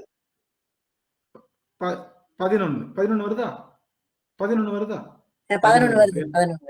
இதுல அந்தகன் கூற்றன் வந்து இன்னும் மாத்தி சொல்லுவாங்க, அந்தகனையும் கூற்றனையும் மாத்தி சொல்லுவாங்க. சரி, அதையும் வச்சுக்கலாம். சரி, இந்த 11 பேரும் யாருன்னா நம்ம பயிலுக தான். நம்ம பயிலுகெல்லாம் யாரு? சிவனை வணங்கியவர்கள், சிவபூசை செய்தவர்கள். தேவர்கள் அல்ல, சிவபூசை செய்தவர்கள். எல்லாருமே சிவபூசை செய்தவர்கள். யாரு? அங்கி, அருக்கன், ராவணன், அந்தகன், கூற்றன், செங்கனடி, அயன். என்னங்க இப்படி சொல்றீங்க? யாருங்க இவங்க? எப்பங்க சிவபூசை பண்ணாங்க? அக்னி வழிபட்ட தலம் இருக்கா? அக்னி வழிபட்ட தலம் இருக்கா? அருக்கன் சூரியன் வழிபட்ட தலம், ராவணன் வழிபட்ட தலம், அந்தகன் வழிபட்ட தலம், யமன் கூற்றன் வழிபட்ட தலம். இப்ப அந்தகனுக்கும் கூற்றனுக்கும் என்ன வித்தியாசம்? 2 பேருமே ஒண்ணுதானே அப்படின்ற மாதிரி தெரியுது. அந்தகன்னாலும் அந்தகன், கூற்றன் அப்படின்னாலும். இப்ப அந்தகன் என்பது யமனாகவும், கூற்றன் என்பது யமனுடைய தூதுவர்களை யமதூதர்களை கூற்றன்னு சொல்லுவாங்க. இத மாத்தியும் சொல்லுவாங்க. அதாவது கூற்றனை யமனாகவும், அந்தகன் என்பவன யமதூத. அந்தகன் யாரு? நம்ம அந்திம காலத்துல நம்ம கிட்ட வந்து நிக்கிறவன் அந்தகன். அந்திம காலத்துல முடியும்ல, யாரு வருவா? 2 தியரி இருக்கு. எல்லாரும் கவனிங்க, 2 தியரி இருக்கு. யமனே வந்து கூட்டிட்டு போவாரு அப்படின்னு ஒரு தியரி இருக்கு. இல்லன்னா யமன் தூதரை விட்டு கூட்டிட்டு வருவாருன்னு ஒரு தியரி இருக்கு. ஒருவேளை கொஞ்சம் பெட்டரா இருக்கிறவங்களும் நமக்கெல்லாம் சிவகானங்கள் தான் கூட்டிட்டு போவாங்க. புவனேஸ்வரி மரமே. அதாவது நான் நினைக்கிறேன், கொஞ்சம் சிவபூசை பண்ணிட்டு யமன் வருவான் போல. சுத்தமா எதுக்குமே தத்தியா எதுவுமே பண்ணலன்னா, அவன் மூஞ்சிலே நான் முழிக்கல, நீ போய் கூட்டுவா அப்படின்னு சொல்லி அந்த யமதூதர்கள் அனுப்பிச்சுட்டான் போல. யமதூதர்கள் நீப்பா கூட்டு வா, அவன் மூஞ்சில நான் முழிக்க விட. ஐயா, பெருமான் ரிஷப வாகனம் அனுப்பிச்சுடுவாரு ஐயா எங்களுக்கு எல்லாம். ரிஷப வாகனத்துல போயிடுவோம் நாங்க. சொக்கநாதா, எவ்வளவு மகிழ்ச்சியா இருக்கு, எவ்வளவு உரைப்பு பாருங்க. இவரை நம்ம மார்க்கண்டேயரை வந்து பிடிச்சாரு. யாரு பிடிச்சா? யமன் யமன் பிடிச்சு யமன் வந்து பிடிச்ச. அப்படி பிடிச்ச உடனே சாமி வந்து அவரை ஒரே எத்து காலால மிதிச்சு கொண்டுட்டார். யமனுக்கே யமனா நின்னார். யமன் கேட்கிறான், யோ என்னையா பேசுற, என்னையா நீதானே சொன்ன 16 வயசுல அவனுக்கு வந்து முடிஞ்ச உடனே நீ எடுத்துக்க, நீதானே லிஸ்ட் போட்டு கொடுத்த, நீதானே விதியை எழுதுன, எல்லாம் நீதானே பண்ண, எனக்கு இந்த டயத்துக்கு போய் கரெக்டா செய்ய வேண்டிய வேலையை ஏன் தடுக்கிற? கரெக்டா தான் நீ ஏதாவது நான் வந்து தப்பா பண்ணா பரவாயில்ல, 16 வயசுல சோழி முடிஞ்சிடும் அப்படின்னு நீ தான் சொன்ன, அதனால நான் வந்தேன், நான் கூப்பிட்டேன், இதுல என்ன தப்பு அப்படின்னு கேட்கலாம்ல. யமன் கேட்கலாம்ல, நீ தானே எனக்கு ஓனர். யமனுக்கு ஓனர் யாரு? யமனுக்கு ஓனர் யார் சாமி? ருத்ரன். ருத்ரன் சொல்லுவோம். ருத்ரன் வந்து சிவாம்சம் உடையவன். அவ்வளவுதான். நீ தானே சொன்ன நான் நீ சொன்ன டயத்துக்கு நான் வந்து பண்ணிருக்கேன், நீ ஏன் சொல்லுவியா? வந்தா வந்து நீ பண்ணுவியா? அவனுக்கு முன்னாடி சில பேர் பாத்துறீங்களா அந்த காசு கேட்க வருவாங்க, வந்த உடனே அவங்க கிட்ட வசூல் பண்ண ஒருத்தர் வருவான், காசை வசூல் பண்றதுக்கு. அவங்க ஐயோ ஐயா என்கிட்ட காசு இல்லையா அப்படின்னு சொன்ன உடனே அதுக்கு மேல இருக்கக்கூடிய அவனோட ஓனர் வந்து பேசாம போ, அவர் போடா, ஏன்டா அவங்ககிட்ட அவங்களே கஷ்டப்படுறாங்க ஏன்? அப்ப அவன் சொல்லுவான், யோ நீ தானே காசு வசூல் பண்ணிட்டு வரணும்னு சொன்ன, வசூல் பண்ண போன இடத்துல வசூல் பண்ண போனா அங்க அடிச்சு பத்துரு, அங்க வந்து அவங்க கிட்ட நல்ல பேர் வாங்குறதுக்காக நீ இப்படி பண்றியா அப்படின்ற மாதிரி நீ நினைக்க தோணும். எதுக்காக சிவம் வந்து யமனை உதைத்தார் அப்படின்னு பார்த்தோம்னா, குழந்தைகள் ஐயா சுவாமி ஏதாவது சொல்ல வரீங்களா? இல்லைங்க. எதுக்காக யமனை சிவபெருமான் உதைத்தார்? ஏன்னா யமன் சிவபெருமான் சொன்னதுதான் அவர் தனியா ரூல்ஸ் அண்ட் ரெகுலேஷன் எல்லாம் கிடையாது. அவர் வந்திருக்கா. ஏன் பேசிக்காருன்னா, அவர் என்ன பண்ணிட்டு இருக்காரு அப்படின்னா, யாரு நம்ம நல்லா கவனிக்கணும். ஒரு இடம் நல்லா கவனிக்கணும்னா ஆன் பண்ணணும். இட்லி இருந்தாலும் பரவாயில்ல, வாயில இட்லி இருந்தாலும் பரவாயில்ல, தப்பே இல்லை, ஆன் பண்ணலாம். எல்லாரும் உங்க முக தரிசனம் கொடுக்கலாம். அவரு நீங்க நமச்சிவாய மந்திரம் சொல்லும் போது என்ன நிகழும், நீங்க உள்கி உருகி நமச்சிவாய மந்திரம் சொல்லும் போது என்ன நிகழும் அப்படின்னா, நீங்க தத்துவம் கடப்பீங்க, தத்துவம் கடந்துகிட்டே இருப்பீங்க. நீங்க எல்லாரும் தத்துவத்தை கடந்துகிட்டே இருப்பீங்க. என்ன தத்துவம்? 36 தத்துவத்தையும் கடந்துகிட்டே இருப்போம். நீங்க நமச்சிவாய மந்திரம் உள்ள முருகி சொல்ல 36 படியும் கடந்துட்டே இருப்பீங்க. அவர் காலம் என்ற படியை கடந்துட்டார். யாரு? காலம் நியதி கலை வித்தை அராகம் மாயை குருடன் எங்க இருக்கு? எந்த மாயையில இருக்கு? அசுத்த மாயையில இருக்கு இல்லையா? அந்த கலாதி தத்துவங்களா இருக்கக்கூடிய காலம் என்ற தத்துவத்தை கடந்துட்டார். அவருடைய உரைப்பினால கடந்துட்டாரு. கடந்ததுக்கு அப்புறம் அவருக்கு என்ன கிடையாது? காலம்ன்ற ஜோன்ல இருக்கிறவங்களை மட்டும்தான் இவன் வந்து பிடிக்க முடியும். அதனாலதான் அவன் பேரு காலம்னு பேரு. காலம்ன்ற ஜோன்ல இருக்கிறவங்களை தான் பிடிக்க முடியும். நீங்க பாருங்களேன், நினைச்சு பாருங்க, ஒருத்தவங்க அரெஸ்ட் பண்ணணும் அப்படின்னா ஆனமலை எஸ்டேட்ல தப்பு பண்ணவனும் ஆனமலை போலீஸ் தான் அரெஸ்ட் பண்ண முடியும். பொள்ளாச்சி போலீஸ் அரெஸ்ட் பண்ணா என்ன ஆகும்? என்ன ஆகும்? பஞ்சாயத்து ஆகும் தானே. அத பாலாயா சுவாமி ஏன் சொல்ல வரீங்களா சுவாமி? மியூட் பண்ணிக்கலாம். நல்லது. ஆக அந்த ஜோன், காலம் என்ற ஜோனுக்குள்ள யாரெல்லாம் இருக்கிறாங்களோ அவங்களுக்கு தான் காலன் வருவான். அதனாலதான் அவன் பேரு காலன்னு பேரு. காலன்னா என்ன? காலம் அப்படிங்கிற தத்துவத்துக்குள்ள இருக்கக்கூடிய ஆன்மாக்களை கரெக்டான காலத்துல வந்து எடுத்துட்டு போறவன் தான் காலன்.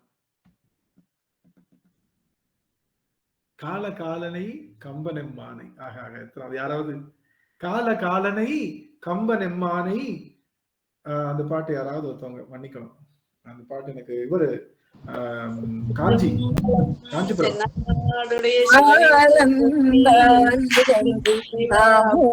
செய்தானே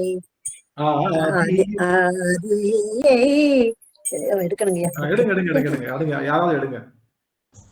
ஆலந்தானு வந்து அமுது செய்தானை ஆதியை அமரதன் கோவை. ஐயோ எனக்கும் வருது.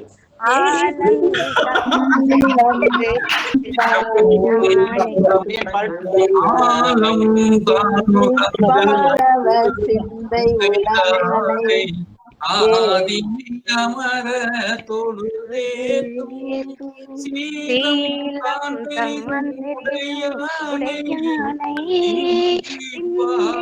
பாரவர் சிந்தையுளானை உமை நங்கை என்றும் ஏற்றி வழிபட பெற்ற கால காலனை கம்பன் எம்மானே காண கண் அடியேன் பெற்றவாரே அடியேன் பெற்றவாரே கால காலனை கம்பனெம்மானை கால காலனை கம்பனெம்மானை கால கண் கிடைக்க பெற்றவாறு என்ற மாதிரி முடியும். மன்னிக்கணும், காண கண் அடியேன் பெற்றவாரே. காண கண் அடியேன் பெற்றவார். அதுக்கு அந்த வார்த்தை அந்த இடம் அந்த பண்ணல அழகா அமையும். கால காலனை கம்பனெம்மானை கால காலனை கம்பன். கம்பன்னா கம்பன் ஒருவன் தான். காலத்தை கடந்ததுக்கு அப்புறம் நம்ம கூட வரவன் ஒரே ஒருத்தர் தான். யாருன்னா கம்பன் தான், ஏகம்பன் தான். கால தத்துவத்தை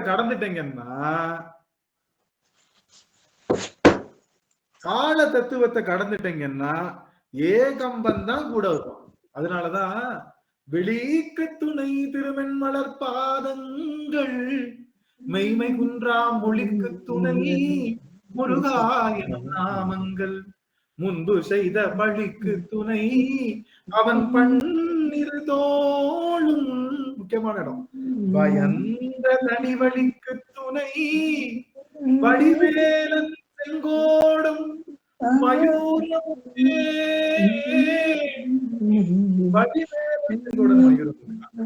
அந்த வழிக்கு துணையாக.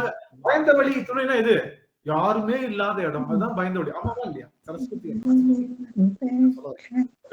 சரஸ்வதி அம்மா சரஸ்வதி அம்மா சுவாமி. ஆக முக்கியமான இடம் சுவாமி. பயந்த தனி வழிக்கு துணை. பயந்த தனி வழிக்கு துணை யாருமே இல்லை. யாருமே இல்லாத இடம் எது? காலம் கடந்த இடம்தான் யாருமே இல்லாத இடம்.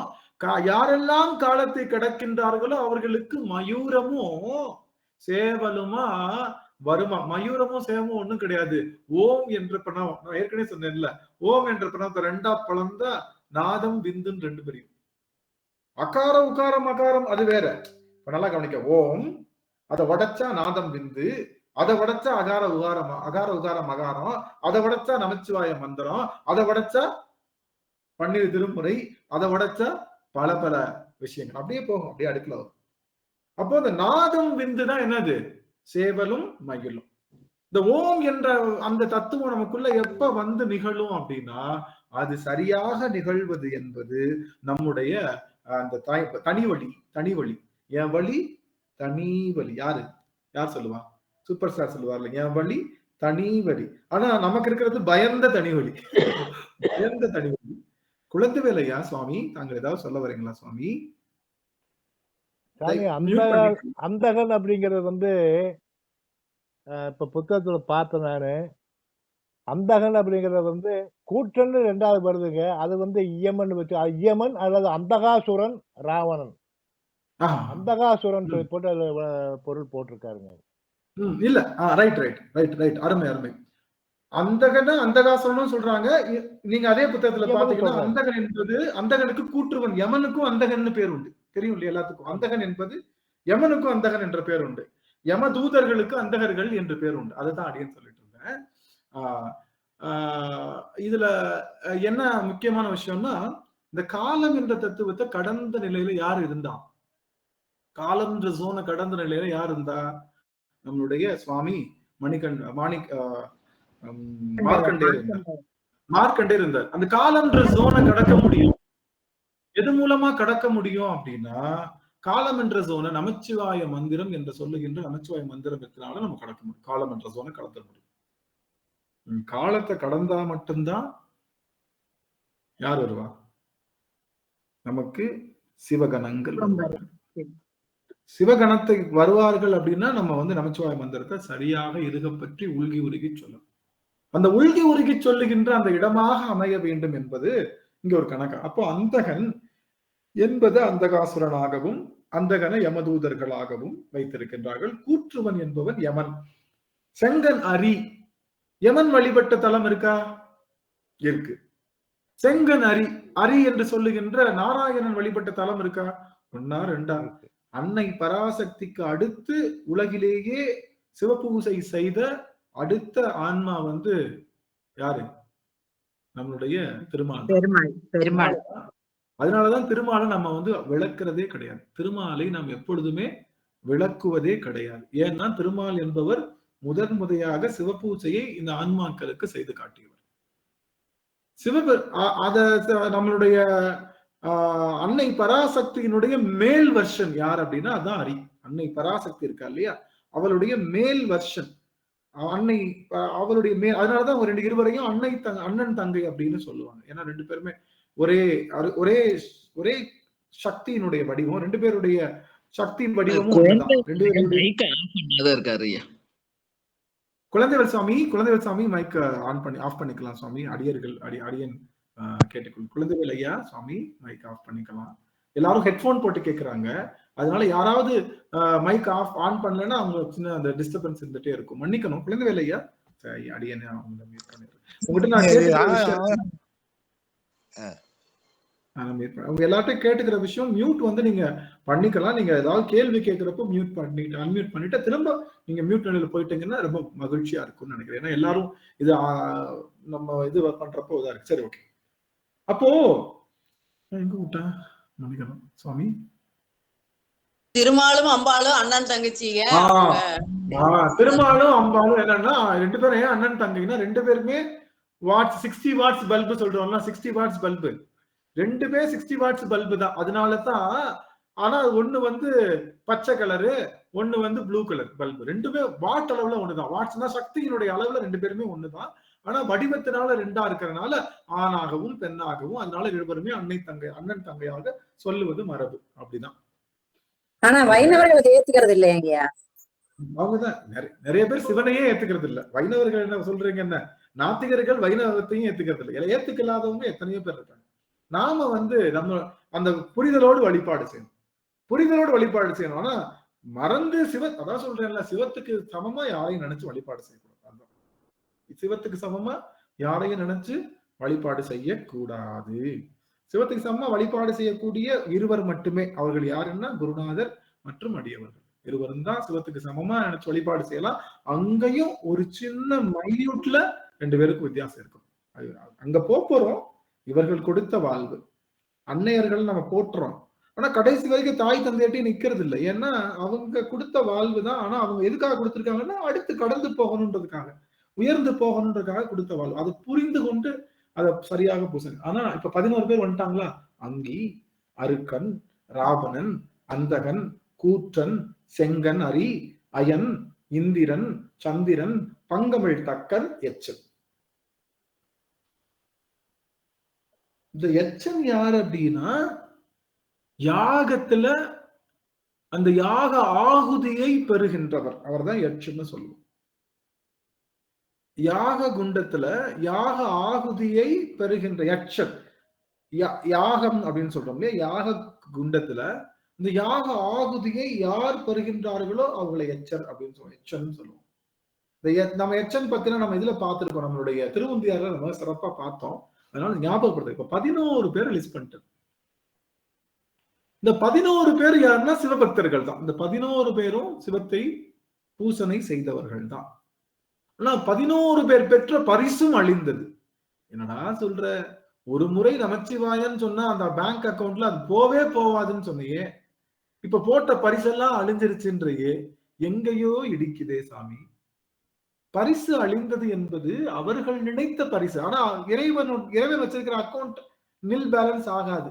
நீங்க நமச்சிவாய மந்திரம் தெரிஞ்சு சொன்னாலும் தெரியாம சொன்னாலும் அக்கௌண்ட் அடியார்கள் மூலமா வச்சு ஸ்டார்ட் பண்ணிட்டோம் அப்படின்னா அந்த அக்கௌண்ட் என்னைக்கும் உங்களுக்கு நில் பேலன்ஸ் ஆகவே ஆகாது. ஆகவே அந்த அளவில் இந்த வருகின்ற சிவனடியார்கள், சிவபக்தர்கள் எல்லாத்தையும் நம்ம பார்க்க போறோம். அவர்கள் எப்படி தன்னுடைய பரிசு அழிந்தார்கள் தெரிஞ்சுக்கிட்டா நம்ம நடந்து போறோம் எல்லாரும். இந்த ஆத்துக்குள்ள நடந்து போவாங்க, இல்ல ஆத்தங்கரையில் ஆத்துக்குள்ள நடந்து போவாங்க. தண்ணி ஆழம் எவ்வளவுன்னு தெரியாது. முன்னாடி இருக்கிற தொப்பு கடின்னு விழுந்துட்டு என்ன பண்ணுவோம்? சப்போஸ் நமக்கு முன்னாடி இருக்கிற தொப்பு கடின்னு முங்கிடுறாரு, என்ன பண்ணுவோம்? நம்ம நகர மாட்டோம், அப்படியே வழி கொஞ்சம் தள்ளி போவாங்க. இல்ல நம்ம உஷாராயிருவோம். பின்னாடி வந்துருவாங்க ஐயா, வெளியில வந்துருவோம், பின்னாடி வந்துருவாங்க ஐயா. நான் நினைச்சேன் யாராவது குதிச்சு அவங்களை காப்பாத்துவோம்னு சொல்லுவீங்கன்னு நினைச்சேன்.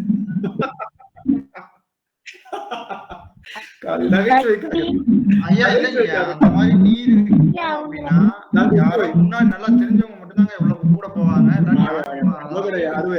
அவங்க வந்து நல்லா தெரிஞ்சிருக்கும் அந்த தண்ணி இதை பத்தி நல்லா நீச்சல் எல்லாம் தெரிஞ்சவங்க மட்டும்தான் ஃபர்ஸ்ட் போவாங்க. எல்லாரும் ஃபர்ஸ்ட் அனுப்ப மாட்டாங்க. நான் சும்மா உங்களுக்கு ஒரு குறிப்புக்காக கேட்டேன்.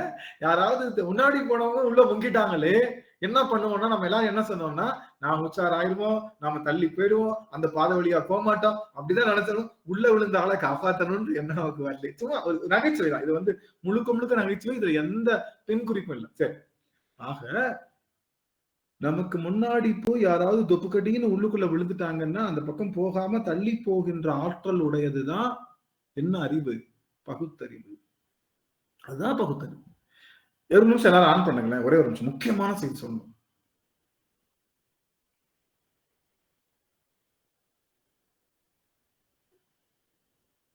எல்லார் வீட்லயும் எலிப்பொறி வச்சிருக்கீங்களா? எலிப்பொறி வச்சிருக்கீங்களா? ஒருவேளை பார்த்திருக்கீங்களா? பார்த்திருக்கீங்கன்னா ஒரு தம்ஸ் அப் கொடுக்கலாம், இல்லாட்டி எல்லாரும் சொல்லலாம். பார்த்துருக்காங்க, எல்லாரும் பார்த்திருக்காங்க போல. இந்த எலிப்பொறியில உள்ள நம்ம ஒரு பொருள் வைப்போம்ல, அது பொருள் ஒரு சும்மா அது கூட ஒரு ஊசினதான் வைக்கணும். நல்ல பொருள் வச்சா வராது எலி. நல்ல பொருள் வச்சா ஏதாவது ஊசின பொருளை வைப்போம். அப்ப என்ன ஆகும்? ஒரு சாமி தேங்காயா? தேங்காய் துண்டு, எண்ணெய் வாசம் அடிக்கிற மாதிரி ஏதாவது ஒரு பொருள் வச்சா வந்து தேங்காய் துண்டு. அதுவும் நல்ல தேங்காய் வச்சா வராது. கொஞ்சம் அழுகல் உடைய தேங்காய் வைக்கிறது, இல்ல ஏதாவது ஒரு பொருள் வடை வைக்கிறது, ஊசி போன வடைய வைக்கிறது, இந்த மாதிரி எல்லாம் உள்ள வச்சிருவோம். இப்ப அது வந்து முக்கிய பொருள் கிடையாது. நீங்க எல்லாம் அதை திங்க் பண்ணாதீங்க, உள்ளுக்குள்ள எண்ணெய் வைக்கலாம் அப்படின்னு எதிர்பார்க்காது. சொல்ல வந்த கருத்து வேற. அதனால எல்லாரும் யோசனை அங்க போயிடக்கூடாது. இப்ப உள்ளுக்குள்ள ஒண்ணு வச்ச உடனே என்ன ஆகும்? ஒரு எலி வந்து உள்ள போகும். உள்ள போன உடனே என்ன ஆயிடும்? அதை பிடிச்சி லேசா இழுக்கும், டபால்னு மூடிக்கிறோம். மூடின உடனே இது பக்கத்துல எல்லாம் வெளியே இருக்கும்ல, பக்கத்துல இருக்கக்கூடிய எலி, சித்தப்பா எலி, பெரியப்பா எலி, அத்தை எலி, அப்புறம் மாமா எலி, எல்லா எலியும் சுத்திட்டு இருக்கோம்ல, டப்புன்னு சத்தம்னா அதுங்களும் பாக்குங்க. பார்த்துட்டு சரி ஏதோ உள்ள விளையாண்டு இருக்கு அப்படி போல அப்படின்னு சொல்லிட்டு அவங்க போயிடுங்க. கொஞ்ச நேரம் கழிச்சு என்ன ஆகும்? டப்புன்னு மூணுனோடனே இவங்க என்ன பண்ணுவாங்க? எடுத்துட்டு கொண்டு போய் மேலையில போய் அதாவது கொட்டுருவாங்க, ஏதோ பண்ணுவாங்கன்னு வச்சுக்கோங்க, பண்ணிடுவாங்க. மறுநாள் என்ன பண்ணும்? ஏற்கனவே தாத்தா எலி போய் செத்திருக்கா, அப்படியே இதுக்குள்ள போகக்கூடாது, நம்மள டிராப்னு தெரிஞ்சுக்காம திரும்ப என்ன பண்ணும்? இந்த மாமா எலி அதுக்குள்ளேயே போகும். மாமா எலி அதுக்குள்ளே போய் அதே இதை தின்னும், திரும்ப மூடுவாங்க, திரும்ப கொட்டிடுவாங்க. கொஞ்ச நேரம் கழிச்சு என்ன ஆகும்? திரும்ப மறுநாள் அத்தை எலி உள்ள போகும், சித்தப்பா எலி உள்ளுக்கு போகும். எல்லா எலியும் பார்த்துக்கிட்டே இருக்கும். கண் முன்னாடியே அந்த எலிப்பொறிக்குள்ள அந்த எலிகள் எல்லாம் போய் சீக்கிரத்தை பார்த்துக்கிட்டே இருந்தும் மறுநாள் தானே அந்த எலிப்பொறிக்குள்ள போகும். நீங்க அந்த காடை பாத்தீங்கன்னா, காடைக்கு கண்ணி வைப்பாங்க பாத்தீங்களா? காடைக்கு கண்ணி வச்சுக்கிறவங்க பாத்தீங்கன்னா லேசா ஒரு அட்டைப்பெட்டி மாதிரி இருக்கும், அது மேல தூவி இருப்பாங்க. வேகமா வந்து காடை அங்க கொத்த தொப்புக்கடின்னு உள்ளுக்குள்ள விழுந்துரும். இதை பார்த்ததுக்கு அப்புறம் இன்னொரு காடை என்ன பண்ணும்? திரும்ப அதே இடத்துல வந்து திரும்ப கொத்து, திரும்ப தொப்புக்கடின்னு விழுகும். இதை பார்த்து கொண்டே இருக்கின்ற அந்த காடையா இருக்கட்டும், மற்ற பொருளா இருக்கட்டும், அவைகளுக்கு இது உள்ளுக்குள்ள போயிடுச்சு, இதுக்கப்புறம் நம்ம போகக்கூடாது அப்படின்ற எண்ணம் இருக்காது. அதுவும் உள்ளுக்குள்ள விழுந்துட்டே இருக்கும். ஏன் அப்படின்னா அதுக்கு 5 அறிவு இருக்கு. 5 அறிவு தான் இருக்கு. நமக்கு 6வது அறிவு இருக்கு. அதுங்களுக்கு பகுத்தறிவு இருக்காதுங்க ஐயா, பகுத்தறிவு இருக்காது அதுங்களுக்கெல்லாம். ஆமா. அந்த 6வது பகுத்தறிவு என்பது என்னன்னா, நாம செய்வதற்கு முன்னதாகவே நம்மளுடைய மிஸ்டேக்கை யாராவது செய்திருந்தா அந்த மிஸ்டேக்கை தானும் செய்யக்கூடாதுன்னு இருக்கிறது தான் பகுத்தறிவு. நமக்கு இருக்கிறது பகுத்தறிவான்னு கேட்டா இல்ல. முத நாள்தான் பக்கத்து வீட்டு ராமசாமி பயங்கர கோடீஸ்வரர் போய் சேர்ந்துட்டாரு. நல்லா எல்லாம் ஆண்டு அனுபவிச்சுட்டாரு. போய் சேர்ந்துட்டாரு. உள்ள போய் வீட்டுல அப்படியே அழுகும், ஐயோ நல்ல ராமசாமி இப்படி போயிட்டேப்பா, இப்படி எல்லாம் போயிட்டு இவ்வளவு சொத்து இருக்கு, இன்னும் கொஞ்ச நாள் இருந்திருக்கலாம், பேரம்பத்தியோடைய கல்யாணத்தை பார்த்திருக்கலாம், போயிட்டேப்பா. என்னங்க வாழ்க்கை? இப்படிதாங்க வாழ்க்கை. இது என்னங்க இவ்வளவுதான் முடிஞ்சு போச்சு, இதுக்கு போய் அது அடிபடி சண்டைன்னு போட்டுக்கிட்டு இருக்கமே, என்னத்தை ஆண்டு அனுபவிக்க போறோம் பாருங்க. அருணாக்கொடி கூட இல்லாம வெறுமனையா போறாரு, எவ்வளவு பெரிய பணக்காரர், எவ்வளவு பெரிய செல்வந்தர் பாருங்க, இவ்வளவுதாங்க வாழ்க்கை அப்படின்னு சொல்லி திரும்புறப்பவே, என்னப்பா கோவில்சாமி கொடுக்க வேண்டிய வட்டி காசு வரவே இல்லை, ரொம்ப நாள் பார்த்துட்டே இருக்கேன், உனையும் பார்த்தாருங்க, கொடுத்த வட்டி காசு வரவே இல்லை, என்னைக்குதான் கொடுக்க போறியோ, சரி இன்னைக்கு ஒரு துஷ்டிக்கு போயிருக்கேன், ஒரு கேயத்துக்கு போயிருக்கேன், எதுவும் வீட்டுக்கு வரக்கூடாது, நாளைக்கு வருவேன், காசை ரெடியா எடுத்து வச்சுக்கணும் அப்படின்னு நினைக்கும் போது நம்முடைய பகுத்தறிவானது தவிடு பொடியாகின்றது. எரிகின்ற பிணங்களுக்கு நாளை எரிகின்ற, இன்றெரிகின்ற பிணங்களுக்கு நாளை எரிகின்ற பிணங்கள் எல்லாம் கூடி அழுகின்ற வினோத காட்சியை பார்க்கும் போதெல்லாம் எனக்கு மிக சிரிப்பு நகைப்பு வருகின்றது அப்படின்னு யட்சன் யட்ச தந்திரத்துல எது உலகத்திலேயே நகைப்புக்குரியது அப்படின்னு சொல்லி அந்த பெரிய ராட்சசன் தர்மர்கிட்ட கேட்கும் போது, நாளைக்கு இன்றைக்கு செத்த பிணத்தை நாளைக்கு சாக போற பிணங்கள் எல்லாம் பார்த்து கூடி அழுகின்ற காட்சியை பார்க்கும் போது நகைப்புக்குரிய செய்தியா இருக்கு அப்படின்னு சொல்றேன். அப்போ இருக்கிறதுலே ரொம்ப காமெடியான விஷயம் என்னன்னா, அதுதான் நம்ம பகுத்தறிவுன்னு சொல்வதெல்லாம் நிலையாமையை அறிந்து கொள்வது மட்டும்தான் பகுத்தறிவு. ஆனா இந்த பகுத்தறிவு பகலவன் பேசிட்டு இருக்காங்கல்ல, அவங்க எல்லாம் என்ன சொல்றாங்க, இறைவனே இல்ல, ஏன்னா இறைவன் இல்லதான், எங்க அப்ப சிவபெருமான் வச்சிருக்கான நிலையாமை இல்லாததுன்னு சொல்லி அவன் கையில வச்சிருக்க அத்தனை ஆபரணமும் அத்தனை பொருளும் திருநீரும் கழுத்துல போட்டிருக்க ருத்ராட்சமும் கழுத்துல போட்டிருக்க கபால மாலையும் கழுத்துல போட்டிருக்கிற நாகமும் எருக்களம் பூவும் எல்லாம் பேய்களும் எல்லாம் பாக்குறப்ப என்ன தெரியுதுன்னா, எதுவுமே நிலையில்லாதது, பற்றற்ற வாழ்க்கையை வாழ்பவன் யார் அப்படின்னா சிவபெருமான். அவன் தான் எல்லாத்துக்கும் சொந்தக்காரன். கவனிங்க, என்கிட்ட ஒண்ணுமே இல்ல, நான் பற்றில்லாம வாழ்றேன்றவன் பேர் பற்றற்ற வாழ்க்கை இல்ல. 5 பைசாவுக்கு காசு இருக்காது, ஆனா கோயில்ல போய் ஆண்டி ஆகிறது பெரிய விஷயம் இல்ல. அவனுக்கு சாப்பாடே கோயில தான் சாப்பிட முடியும், அது பேர் ஆண்டி இல்ல. எல்லா பொருள்களையும் உடையவன் யாரு? உடையாய் என்னை கண்டுகொள்ளே. எல்லா பொருள்களுக்கும் உடையவன் சிவபெருமானுக்கு உடையவன் ஒரு பேர் உண்டு. நீங்க எல்லாரும் நினைச்சிட்டு இருக்கீங்க உடையவன் அப்படின்னா அது நம்மளுடைய வைணவத்துலதான் உடையவன் அப்படின்னு பேர் இருக்கு. இல்ல, சிவபெருமான் ஒருவனுக்குத்தான் உடையவன் பேர். எல்லா பொருளும் அண்ட சராசரங்களுக்கும் அதிபதி யாருன்னா சிவபெருமான் ஒருவன் தான் உடையவன். அவன் என்ன சொல்றான், எல்லா பொருளையும் உடையவன், எந்த பொருளும் எனக்கு வேணாம்னு நிக்கிறான். அதுதான்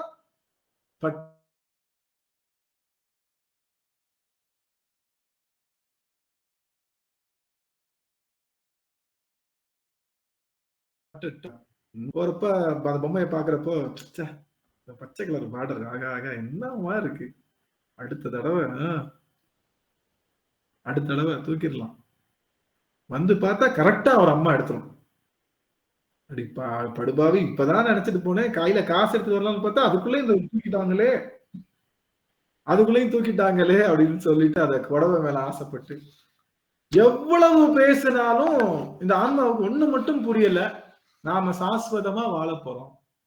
தினமும் அலாம் வச்சு படுக்குது, அதை நினைச்சு பாக்குறப்ப எவ்வளவு காமெடியா இருக்கும். அலாம் வச்சு படுக்குது, 5 மணிக்கு எந்திரிக்கணும்னு சொல்லிட்டு, இந்த மாதிரி அப்படின்னா அப்படி 5 மணிக்கு வச்சாலும் எந்திரிக்கிறதுக்கு அது வேற விஷயம். அதுல இருந்து அலாம் வைக்கிறதே விட்டுட்டேன் நான். நாளை இருக்கு என்று நினைக்கின்றது இந்த ஆன்மா. நாளை இருக்கு, நமக்கு தேவையான பொருள் பேங்க் அக்கௌண்ட்ல இருக்கான அக்கௌண்ட் எல்லாம் கரெக்ட் பண்ணிட்டு ஓகேன்னு சொல்லி படுக்குது. எவ்வளவு பெரிய பகுத்தறிவு பாருங்க. தாத்தா போய் சேர்ந்துட்டாரு, மகாத்மா காந்தி போய் சேர்ந்துட்டாரு, நேரு போய் சேர்ந்துட்டாரு, எல்லாம் ஆண்டு அனுபவிச்ச அத்தனை ராஜாக்களும் இல்ல, அவங்களோட சிலை தான் இருக்கு, படம் தான் இருக்கு.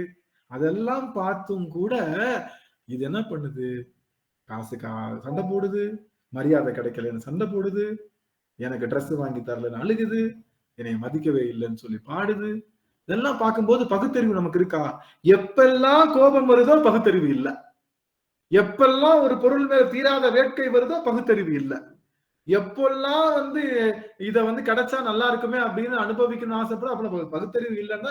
ஏன்னா இதெல்லாம் இந்த உடம்பு ஆண்டடிச்ச உடம்பு யாருமே இல்லைன்னு தெரிஞ்சதுக்கு அப்புறமும் முன்னாடி தாத்தா எலி மாட்டுச்சே அதே இடத்துல நாமும் மாட்டுகின்ற எலிக்கும் நம்மளுக்கும் வித்தியாசம் இருக்கா? இல்ல. கௌதாரிக்கும் நமக்கு வித்தியாசம் இருக்கா? இல்ல. ஆனா இது என்ன சொல்லுது? பகுத்தறிவு பகலவன் சொல்லுது. பகுத்தறிவு பகலவன் தன்னை பெருமையாக பேசிக் கொள்ளுது. என்னைக்கு நிலையாமை தன்மையை உணர்கின்றது, முதல்ல சொன்ன பாயிண்ட் வந்துட்டோம். என்னைக்கு நிலையாமை என்ற தன்மையை உணர்கின்றதோ அதுதான் பகுத்தறிவு. திருநீற்றை அணியும் போது அத்தனை பொருளும் சாம்பல். எனக்கு எந்த பொருள் மேலையும் பற்று இருக்க கூடாதுன்னு நினைக்கும் போது திருநீர் வைக்கும் போதே கண்ணாடியை பார்த்து நல்லா இருக்கா, ஓகே, இன்னும் இந்த இடத்துல கொஞ்சம் ஒரு மாதிரி ஒரு கோடு அழுத்திருக்குன்னு திரும்ப ஒரு தடவை கோடை போட்டு அப்படி தன்னை அலங்காரம் செய்கின்றது. அதுதானே இந்த பகுத்தறிவு, அதுதானே பகுத்தறிவு. அடியன் யாரையும் சொல்லல, அடியன் என்னை மட்டும்தான் சொல்றேன், வேற யாரையும் சொல்ல, அடியன் என்ன மட்டும்தான். அப்போ என்ன பகுத்தறிவு வந்து விடு, உள்ளுக்குள்ள உணர்ந்துட்டோமா. அப்போ இந்த இந்த உலகத்துல பகுத்தறிவு என்பது என்னன்னா, கண்முன்னே எல்லாமே அழிந்து கொண்டிருக்கின்றது, நேற்று இருந்தவர் இன்று இல்லை என்று சொல்லுகின்ற அந்த உலகத்தை நினைத்து கொண்டு நாம எந்த போறோம், அதுக்காக எல்லாரும் சாக போறோம், எல்லாரும் சாகத்தானே போறோம், வாங்க இப்பயே சுடுகாட்டு குழியில உட்காந்துக்கிறேன்னு சொல்லிட்டு யார் இருந்தா சுடுகாட்டு குடியில ஒருத்தர் உட்கார்ந்து இருந்தாரு. கரெக்டா சொல்றவங்களுக்கு ஒரு சின்ன அப்ரிசியேஷன். சுடுகாட்டு குழிக்குள்ள உட்கார்ந்து இருந்தார் ஒருத்தர், யாரும் எனக்கு வேணாம், ஸ்ரீமத் பாம்பன் குமரகுருதாச சுவாமி. யோ இந்த இன்னைக்கு வர நாளைக்கு வரேன்னு ஏமாத்தக்கூடாது. யாரை பார்த்து சொல்றாரு? முருகனை பார்த்து. இந்த இன்னைக்கு வர நாளைக்கு வரலாம் ஏமாத்தக்கூடாது, வந்து ஆகணும். எதுல வரணும்? மயில் மேல வரணும். அவருக்கு ஒரு ஆசை, எப்ப பார்த்தாலும் அருணகிரி, முடிக்க போற சுவாமி, எப்ப பார்த்தாலும் அருணகிரிநாதர் மயில் மீது ஓடிவான்னு சொல்லியிருக்காரு. இவன் மயில் மேல வந்தா எப்படித்தான் இருக்கும் பார்க்கணுமே அப்படின்னு நினைச்சிட்டு, இந்தா பாரு முடிஞ்சு, எனக்கு ஒண்ணும் தேவையில்லை அப்படின்னு போட்டு சீடர்களை கூப்பிட்டு, எப்பா மயானத்துல ஒரு குழியை வெட்டுங்க அப்படின்னு சொல்லிட்டு குழியை வெட்டி உள்ளுக்குள்ள ஏறி ஒரு சின்ன ஓட்டையை மட்டும் வச்சுட்டாரு. இங்கேயே உட்கார்ந்து இருப்பேன் மயானத்துக்குள்ளே. நம்ம மயானத்துல 5 நிமிஷம் நிக்க முடியாது. 5 நிமிஷம் நிக்க முடியுமா சாமி? நிக்க முடியுமா? அப்பதான் பேய் கனவு வரும், அப்பதான் பின்னாடி யாரோ பிடிச்சி இழுக்கிற மாதிரி கனவு வரும், அப்பதான் நம்ம பார்த்த எல்லா ஹாரர் பிலிமும் ஞாபகத்துல வரும். அது வரைக்கும் ஞாபகத்துல இருக்காது. எல்லா பக்கத்துல அப்படியே பயந்து பின்னாடி தட்டோன்னே தெரிஞ்சுக்கோங்க, பேய் என்பது கிடையவே கிடையாது. அப்பதான் மாணிக்கவாசகர் சொல்லிக்காருல்ல, பேயாய் என்ன அர்த்தம்? இந்த ஆன்மா உடம்போட இருக்க போயே யாரையும் ஒண்ணும் பண்ண முடியாதான், இந்த உடம்போட இருக்கிறப்பவே பண்ண முடியாதான். இது போயிருச்சுன்னா இதை தூக்குதான், அதை தூக்குதான், அதை போட்டு மண்டல அடிக்குதான், என்னங்க இது? சைவ சித்தாந்தத்துக்கு முரணான கருத்து. கருவிகள் இல்லாம ஏதாச்சும் பண்ண முடியுமா? ஏங்க நான் ஒரே ஒரு கேள்வி கேட்கிறேன், சுத்தியல் இல்லாம ஆணி அடிக்க முடியுமா நீங்க? போங்க, நீங்க வேற, நான் பாத்திருக்கேங்க 13 நம்பர் வீட்டுல சுத்தியல் இல்லாமலே அடிச்சிச்சுங்க. அதெல்லாம் சும்மா கிராபிக்ஸ், அதெல்லாம் நீங்க சொல்லக்கூடாது. அதெல்லாம் சொல்லக்கூடாது. லாஜிக்கா பேசணும்னா சுத்தியல் இல்லாமல் ஆணி அடிக்க முடியுமான்னு கேட்டா முடியாது. ஏன்னா அதுக்கான கருவி தேவை. அது போல ஒருவரை தொடர்பு கொள்ள வேண்டும் என்றால் ஒரு கருவி தேவை. அந்த கருவி என்பது இந்த உடம்பு. இந்த உடம்பு என்ற கருவி போயிடுச்சுன்னா இந்த ஆன்மாவுக்கு ஒண்ணும் கிடையாது, ஒரு பெரிய மகத்துவம் கிடையாது. இந்த ஆன்மா யாரையும் தொடர்பு கொள்ள முடியாது, தூங்கிக்கிட்டு இருக்கு. அப்ப அதை கூப்பிட்டாலே முடிஞ்சு பார்த்துட்டா என்ன சொல்றீங்கன்னு சொல்லி 1/2 மணி நேரமா யாரு நீங்கன்னு கேக்குது. யார் நீங்கம்மா, என்னம்மா, எனக்கு ஏம்மா இங்க உட்காந்துருக்க, யோ நான் கழுத்துல தாலி கட்டின பொண்டாட்டி, என்னையவே தெரியல உனக்கு அப்படின்னு சொல்லும்போது, ஓ நீயாம்மா, சாரிம்மா, ஏதோ நான் மறந்துட்டேம்மா அப்படின்னு சொல்றது போல இந்த ஆன்மாவுக்கு உடலோடு இருக்கும் போதே எந்த திராணியும் கிடையாது. உடல் அளந்ததுக்கு அப்புறம் என்னைக்கு பேய் வரவே வராது. அதனால பேய் என்பது என்னன்னா அது ஒரு ஸ்பீசிஸ். எப்படி வண்டு ஒரு இனமோ, ஒரு மரம் ஒரு இனமோ, ஒரு தாமரை ஒரு இனமோ, அது போல பேய்ன்றது ஒரு குலம். அது பாக்குறதுக்கு எப்படி இருக்கும்னா, ஒல்லியா, தலைமுடி நீளமா, பல்லெல்லாம் நீளமா, உடம்பு ஒல்லியா, அப்படி இருக்கும். பாக்குறதுக்கு கொடூரமா இருக்கும். அந்த மாதிரி இருக்கிற ஒரு ஸ்பீசிஸ் தான் என்னது, பேய். அது மனுஷனை பார்த்தா பயப்படுமா, மனுஷன் யாராவது வந்தா பயந்து ஓடிக்குமா, ஐயோ மூஞ்சில விழிக்கூடாது, இவனுக்கு தெரியக்கூடாதுன்னு சொல்லிட்டு அந்த இவங்க இறந்து போனவங்க கொஞ்சம் மை வச்சிருப்பாங்கல்ல, அந்த மையை எடுத்து கண்ணில் பூசிக்கிட்டு அப்படியே கண்ணாடியில பாத்துக்கிறோமா, அவங்களுக்கு வச்சு ட்ரெஸ் எல்லாம் எடுத்து இது போட்டு அழகு பாத்துக்கிறோமா. அப்படியே அவங்க வாழ்ந்த ஒரு சொசைட்டி. எறும்பு எப்படி ஒரு பிறவியோ அது ஒரு பிறவி, இறந்ததுக்கு அப்புறம் பேயா வருவாங்கன்னு கிடையாது. தெரிஞ்சுக்கோங்க, யாரும் வரமாட்டாங்க. அதனால புரிஞ்சு பயப்படாதீங்க. ஆனா இன்னைக்கு இவ்வளவு சொன்னாலும் நமக்கு என்ன பேய் பயம் போகுதா? சரி. ஆனா குழிக்குள்ள உட்கார்ந்து இருக்காரு யாரு? குமரகுருதாச சுவாமிகள். பாடுறாரு என்ன பாட்டு? பகை கடிதல் பாடுறாரு. பகை கடிதல் உட்கார்ந்துட்டு பாடுறாரு. எங்க உட்கார்ந்துட்டு? ஆமா, அந்த குழிக்குள்ள உட்கார்ந்துட்டு தான் சுவாமி. அந்த குழிக்குள்ள உட்கார்ந்துட்டு தான் கொணர்க உன் இறைவனையே, உங்க இறைவன், உன்னுடைய இறைவனை வந்து மயில் மீது கூட்டிட்டு வான்னு பாடுறாரு. அங்க உட்கார்ந்து இயற்றிய அந்த பாடல்கள் தான் பகை கடிதல். நம்ம எல்லாம் பகை கடிதல், நான் சின்ன வயசுல பகை கடிதல் பதிகத்தை படிக்கிறப்ப சொன்னா நமக்கு எதிரி யாரும் இருக்கக்கூடாது போல, பகைவர்கள் இல்லாம இருக்கணும்ன்றதுக்காக இந்த பகை கடிதல் கூட சின்ன வயசுல படிச்சுட்டு இருந்தேன். அதுக்கப்புறம் தான் தெரியும் நமக்கு எதிரி யாருன்னா நாம தான், நான் என்ற எண்ணம் தான். அந்த எண்ணத்தை அடிச்சு நொடுக்கிற பாட்டு தான் பகை கடிதல். யாரெல்லாம் பகை கடிதல் படிக்கின்றார்களோ நான் என்ற எண்ணம் இருக்காது, மரண பயம் இருக்காது, இறைவனை அடைகின்ற ஆற்றல் வரும். அதுதான் பகை நமக்கு. வேற எந்த பகையும் கிடையாது. பக்கத்து வீட்டுக்காரங்க கிடையாது, எத்த வீட்டுக்காரங்க கிடையாது, யாரும் கிடையாது. பகை நமக்கு, பகை நமக்கு நாமே அப்படின்னு சொல்லுகின்ற பாட்டு. தன்னுடைய பகையை கடிந்து இறைவனை சுடுகாட்டுக்குள்ள உட்கார முடியுமா? எவ்வளவு பெரிய நிலையாமையை உணர்ந்தால் மட்டும் அங்க தவம் செய்தார். சுடுகாட்டுல யார் தான் இருப்பா? சுடுகாட்டுக்கு வர்ற ஒரே சாமி யாரு?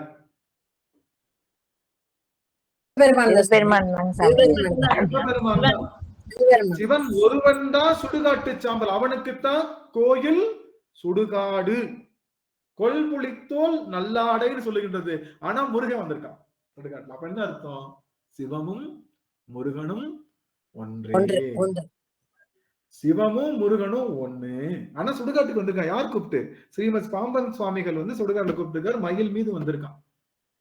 அப்ப 2 பேரும் ஒண்ணுதான். அதெல்லாம் புரிஞ்சுக்கணும். யாரெல்லாம் சிவனும் முருகனும் வேறன்னு சொல்றாங்களோ அவங்க எல்லாம் யாரு? சூரபத்மன்கள். அவங்க எல்லாம் சூரபத்மன். சூரபத்மன் வேற யாரும் கிடையாது. சிவன் வேற முருகன் வேறன்னு யாரெல்லாம் சொல்றாங்களோ அவங்களுக்கு சூரபத்மன். அவங்க எவ்வளவு பெரிய சிவபக்தனா இருந்தாலும் சோழி முடிச்சு. சிவன் வேறு முருகன் வேறுன்ற எண்ணம் வந்தாலே அவர்கள் சூரபத்மர்கள் அவர்கள்லாம். அதனால சிவத்தையும் முருகத்தையும் வேறையா பார்க்காதீங்க. தனியாக சிவபக்தி செய்து அழிந்த பரிசினை உடையவர்களை நம்ம வருகின்ற வாரம் வெள்ளிக்கிழமை பார்க்க போறோம். சிவபக்த மாயையை வெள்ளிக்கிழமை பார்க்க போறோம். பீடிகை தான் போட்டிருக்கோம். சிவபக்த மாயையை எப்படி அழிக்கலாம், என்னெல்லாம் அழிச்சாட்டியம் பண்ணிருக்காங்க இவங்க இந்த 12 பேரும், எப்படியெல்லாம் தன்னுடைய நிலையில் இருந்து அவர்கள் இழிந்த நிலையில இறங்கியிருக்காங்கன்ற அந்த பெரும் செய்தியை வருகின்ற வெள்ளிக்கிழமை மிக சுவாரஸ்யமாக நம்ம பார்க்க இருக்கிறோம்.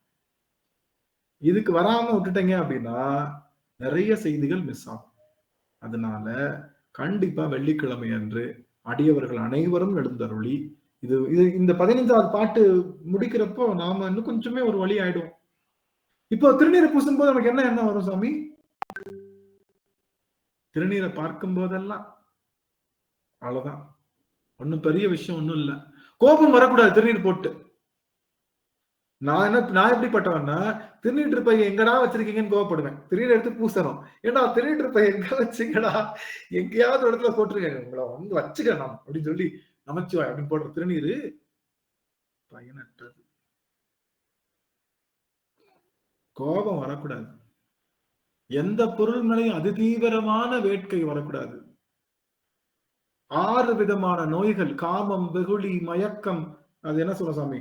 காம லோப மத மாச்சரியம் என்று சொல்லுகின்ற குரோதம், காமம், குரோதம், மத மாச்சரியம் என்று சொல்லுகின்ற இந்த 6 வகை நோய்களும் மனதிற்கு பற்றாம இருக்கிறதுக்காகத்தான் திருநீர். ஒண்ணும் பெருசு இல்லப்பா. ஏமாத்திட்டானா போ. வீடு ஏமாத்திட்டாங்களா போ. காசு ஏமாத்திட்டாங்களா போ. வீடு ஏமாத்திட்டாங்களா போ. ஒண்ணும் இல்லை, எதுவுமே நடந்துடலப்பா அப்படின்னு நினைக்கும் போது நமக்கு எந்த பற்றும் வராது என்று சொல்லுகின்ற மிகப்பெரிய அந்த நிலைப்பாடுகளை எல்லாம் இங்க யாரோ ஒருவர் வந்து சிவபதம் அடைந்துட்டாங்கன்னு நினைக்கிறாங்க இங்க பக்கத்துல. அதனால ஒரு சின்ன அது போகுது. அடியார்கள் அங்க இருக்கிறவங்க எல்லாம் அழுதுட்டு இருக்காங்க. அவர்களுடைய சிவபதம் இறைவனுடைய திருவடியில் நிலைத்திருக்கணும்னு சொல்லி அடியேன் இருந்த இடத்திலேயே வழிபாடு செய்கின்றோம். நமக்கு மரண பயம் என்பது இல்லை, கிடையாது. மரண பயம் நமக்கு மரணமே இல்லை. மரணமில்லா பெருவாழ்வுதான் வரப்போகுது. ஏன்னா நம்ம வந்து காலம் கடக்க போறோம். சிவத்தினுடைய திருவைந்தெழுத்தை நாம் பூசிக்க போறோம். அதனால பயப்பட வேணாம். அது உணர்வோடு நம்ம செய்வோம் என்று சொல்லி நாம வருகின்ற வெள்ளிக்கிழமை இந்த 11 பேரையும் வச்சு நிறைய விஷயங்கள் தெரிஞ்சுக்க போறோம்.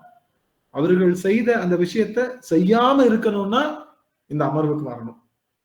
வந்தாதான் நாம அவங்கள மாதிரி இருக்கமான ஒரு கம்பேர் பண்ணிட்டு, அவங்க எல்லாம் சிவபக்தர்கள் தான். இந்த 11 பேரும் சிவபக்தர்கள் தான். அவங்க எல்லாம் என்ன பண்ணிருக்காங்கன்றத பார்த்துட்டு அது செய்யக்கூடாதுன்ற எண்ணம் வந்து அதுக்கப்புறம் அதுல இருந்து நம்ம நீங்கிறது தான் இந்த சிவபக்தி மாயை என்று சொல்லுகின்ற அந்த மாயைக்குள்ள நீங்கிறோம். அந்த மாயையை நீக்குவதற்கு சுவாமி நமக்கு அருள் செய்ய போகின்றார் என்று சொல்லி அளவிலே அடிய நிறைவு செய்கின்றேன். நிறைவு செய்யும் முகமாக சரவணையா வாழ்த்து பாடல். நமச்சிவாய். திருச்சிற்றம்பலம். தென்னாடுடைய சிவனே போற்றி, எந்நாட்டவர்க்கும் இறைவா போற்றி. வான்முகில் வளாது பெய்க மலிவலம் சுரக்க மன்னன், கோன்முறை அரசு செய்க குறைவிலா உயிர்கள் வாழ்க. நான்மறை அறங்களோங்க நற்றவம் வேள்வி மல்க, மேன்மைகொள் சைவ நீதி விளங்குக உலகமெலாம். மேன்மைகொள் சைவ நீதி விளங்குக உலகமெலாம். திருச்சிற்றம்பலம், தில்லையம்பலம், பொன்னம்பலம். குருவாழ்க, குருவே துணை. அனைத்து அடியார் பெருமக்களின் திருவடிகளையும் மலரிட்டு மனமே மொழிகளால் வணங்குகிறேன். சொக்கநாதா சுவாமி, நாம பார்க்கின்ற இந்த பாடல்களுடைய மாயை தலைப்புகள் நீங்க எந்த புத்தகத்தை தேடினாலும் கிடைக்காது. நாம இப்ப 20 பாட்டுக்கு ஒரு மாயை தலைப்பு கொடுத்து பேசிட்டு இருக்கோம்ல, நீங்க எந்த புத்தகத்திலையும் தேடினாலும் கிடைக்காது. குருநாதர் காட்டுகின்ற குரு வெளிச்சத்துல கிடைத்த தலைப்புகள் அவைகள் எல்லாம்.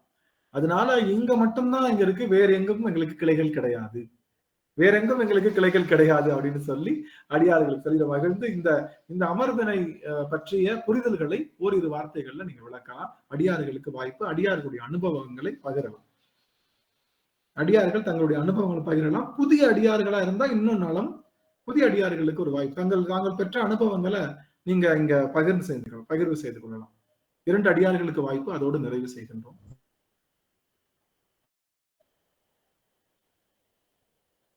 பழைய அடியார்களும் பதிவு செய்யலாம். ஏன்னா புதிய அடியார்களுக்கு எப்படி செய்யணும்னு தெரியாது. அணிமொழி அம்மா சுவாமி.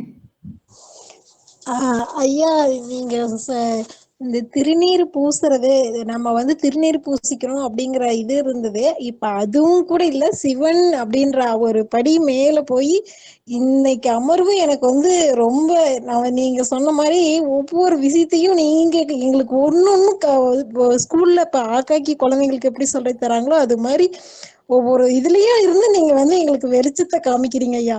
திருநீர் பூசிக்கிறது ஒரு இதுன்னு நினைச்சேன், இப்ப அதுவும் கூட இல்ல, நீங்க சிவன் அப்படின்ற ஒரு இதுல போனாவே போதும், அது சிவன் நம்ம அப்படின்ற ஒரு இதை சொல்லி நம்ம அந்த இதுதான் நமக்கு இது அப்படின்றத நான் இன்னைக்கு அமர்வுல புரிஞ்சுக்கிட்டேங்க ஐயா. முக்கியமான செய்தி சாமி. திருநீற்றில இருந்து விலகுதல் முக்கியம் இல்ல. அது அதுக்காக திருநீர் பூச மாட்டேன்னு சொல்லலாம். ஆனா யார் சொன்னா? வள்ளலார் சொன்னார். திருநீர் எல்லாம் பூச தேவையில்லை. வள்ளலார் சொன்னார், சிவத்தை முழுவதுமாக அறிந்த ஞான நடத்தரசு வள்ளல் பெருமான் திருநீர் எல்லாம் அவ்வளவு நீங்க ஒன்னும் பூச, கடைசியில அவர் அந்த தெளிவுக்கு வந்துட்டார். அப்ப நம்ம எடுத்துக்கலாம், ஒன்னும் பிரச்சனை இல்லை. பூசாதது தவறு இல்லைன்னு சொல்றமே தவிர பூச வேண்டாம் எப்படி சொல்லவே இல்லை. திருநீர் பெருஞ்செல்வம் தான். ஒவ்வொரு நாளும் தெரிஞ்சிருந்தாலும், ஒரு நல்ல விஷயம் தெரிஞ்சிருந்தாலும் திரும்ப திரும்ப என்ன பண்ணணும், அதை யூஸ் பண்ணிக்கிட்டே இருக்கணும். அதனால திரும்ப யூஸ் பண்ணணும், அப்பதான் நம்மளுக்கு தெரியாது. அதனால திருநீரை பூசுங்க, அந்த நினைவோடு பூசுங்க அப்படிங்கிறது அடியானது. சப்போஸ் பூசுவதற்கு வாய்ப்பு கிடைக்கலன்னா அதை நினைச்சு பயப்பட வேண்டாம், அதை நினைச்சு வருந்த வேண்டாம் என்ற ஒரு செய்தியைத்தான் அடிய நீங்க சொல்லி மாதிரி. நல்லது சாமி, பேசுங்க. அணிமொழி அம்மா சொல்ல வரீங்களா சுவாமி? அணிமொழி அம்மா. சரி, மற்ற அடியாருக்கு அம்மா பேசுங்க. மற்ற அடியாருக்கு வாய்ப்பு, இன்னொரு அடியாருக்கு வாய்ப்பு பேசலாம். அடியார்கள் பேசலாம். சந்திரம்மா சுவாமி. ஐயா, அந்த அன்போட நம்ம பூஜை செய்யலைன்னா அது கூட சிவ பூஜையும் மாயே அப்படிங்கறத புரிஞ்சுட்டோங்க. அன்புதான் முக்கியம் அப்படிங்கிறது. அதே மாதிரி திருநீரு, அப்புறம் இந்த மணிகண்டம், 5 எழுத்து மந்திரம், இது எல்லாமே இது எல்லாம் விட முக்கியம் நம்மளுக்கு சிவன் தான் அப்படிங்கிறதையும் அத இன்னைக்கு நான் புரிஞ்சுட்டோங்க ஐயா. அதே மாதிரி குருநாதர் திருவடி, அந்த சீடர் எப்படி இருக்கணும்னா குருவா திருவடிதான் முக்கியம்னு பிடிக்கணும். அதே அந்த குருநாதரின் உண்மையான குருநாதர், அதாவது சத்குருநாதர் அப்படின்னா இது ஏன் திருவடி முக்கியம் இல்ல, உனக்கு இருக்கிறது அங்க சிவன் திருவடிதான் தூக்கி வீசுறவரதா உண்மையான அப்படிங்கறது புரிஞ்சுக்கோங்க ஐயா. அதே மாதிரி அந்த சாக்கிய நாயனார் பத்தியும் நிறைய சொன்னீங்க. அந்த கல்லோ பூவோ எதுவா இருந்தாலும் நம்ம போடுறது சிவன் கிட்ட போய் சேரணும் அப்படிங்கறது அன்போட போட்டோம்னா அதுதான் முக்கியம் அப்படிங்கறதையும் இன்னைக்கு நான் புரிஞ்சுட்டேங்க ஐயா.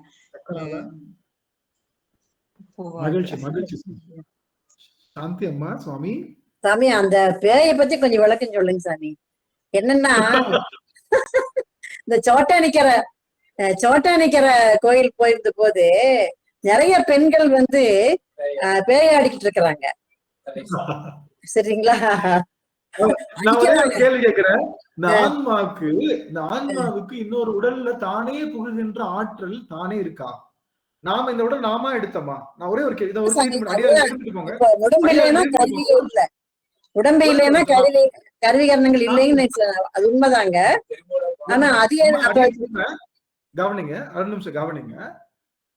அடியார்களுக்கு தெளிவு இருந்துக்கணும். இந்த உடல் வந்து நாம சூஸ் பண்ணது கிடையாது. நல்லா அப்படி சூஸ் பண்ணா நம்ம எனக்கு எந்த உடலை சூஸ் பண்ணிருப்போம்? சப்போஸ் பெண்களா இருந்தா ஐஸ்வர்யா ராயை சூஸ் பண்ணிருப்போம், ஆண்களா இருந்தா அர்னால்ட சூஸ் பண்ணிருப்போம். நம்மள இருந்தா அப்படிதான், ஏன்டா அந்த மாதிரி உடம்பு தான் வேணும் நம்மளே சூஸ் பண்ணிருப்போம்ல. அப்படி நம்ம சூஸ் பண்றதை வச்சே இது நம்ம மூஞ்சியை பார்த்தாலே தெரியுது நம்ம சூஸ் பண்ணது இல்லைன்னு. ஏன்னா இது அப்படிதான் இருக்கு. அதனால என்ன தெரியுதுன்னா, இந்த உடம்பை சூஸ் பண்ணுகின்ற ஆற்றல் நமக்கு இல்லை. சிவம் தொடர்பு இருந்தாதான் ஆற்றல் முடியும். சிவம் என்ன உடம்புக்கு டிரான்ஸ்பர் பண்றாரோ அதான் போக முடியும். அதனால இந்த ஆன்மா இன்னொரு உடலை அதிர்ட்டிக்கின்ற ஆற்றல் கிடையாது, ஆன்மாவுக்கு தனிச்சையா கிடையாது. அப்படி செய்கின்றது எல்லாமே சைக்கலாஜிக்கல். நம்ம ஏற்கனவே பார்த்திருக்கோம், டிஸார்டர், சிம்பிளி டிஸார்டர். இன்னைக்கே நமக்கு தெரியும்ல, நினைச்சு பாருங்க சாமி, இன்னைக்கே தெரியும். அதாவது ஒரு சின்ன ஒரு எடுத்துக்காட்டு சொல்லுவாங்க. உள்ளூர்காரனுக்கு மரத்துல பயம், வெளியூர்காரனுக்கு தண்ணியில பயம். கேள்விப்பட்டிருக்கீங்களா? உள்ளூர்காரனுக்கு மரத்துல பயம், அசலூர்காரனுக்கு தண்ணியில பயம். என்ன காரணம்? உள்ளூர்காரனுக்கு தான் தெரியும் அந்த மரத்துலதான் அவன் வந்து அவனுடைய அங்க இறந்து போயிட்டான் அப்படின்னு அவனுக்கு உள்ளூர்காரனுக்கு தான் தெரியும். வெளியூர்காரன் சரசரசரம் நடந்து போயிருவாங்க, அவனுக்கு தெரியவே தெரியாது. அவனுக்கு அந்த இடத்துல பயமே வராது. அவன் அப்படியே வெளியூர்காரனுக்கு எதுல பயம்? தண்ணி. அந்த இடத்துல ஆள் அதிகமா இருக்கா இல்லையான்னு அவனுக்கு தான் தெரியும். ஆக நம்முடைய மனத்தினுடைய மாயை தான். இன்னைக்கும் பார்த்தாலும் நம்ம பார்த்த கதை, கேட்ட கதை எல்லாம் தான் நம்மளை பயமுறுத்துதே தவிர இந்த உலகத்துல அப்படிப்பட்ட விஷயம் இந்த ஆன்மாவுக்கு வல்லமையே கிடையாது. ஆன்மாவுக்கு உடலோடு இருக்கும் போதே வல்லமை கிடையாது. இது நினைச்சா எங்க இன்னொரு ஆன்மாவை போய் இன்னொரு உடம்ப போய் கண்ட்ரோல் பண்ண முடியுமானா, இந்த உடம்பையே கண்ட்ரோல் பண்ண முடியல. கால்லாம் நடுங்குது, கையெல்லாம் நடுங்குது. என்னப்பா 80 வயசுக்கு மேல முன்னாடி யாராவது நின்று பார்த்தா தெரிய மாட்டேங்குது. இந்த ஆன்மா அவ்வளவுதான் இந்த ஆன்மாவுடைய பக்குவமே. அதனால இந்த ஆன்மாவுக்கு அவங்க செய்யறது எல்லாமே இந்த மாதிரி அந்த மாதிரி விஷயம் பண்றோம், இந்த மாதிரி பண்றாங்க.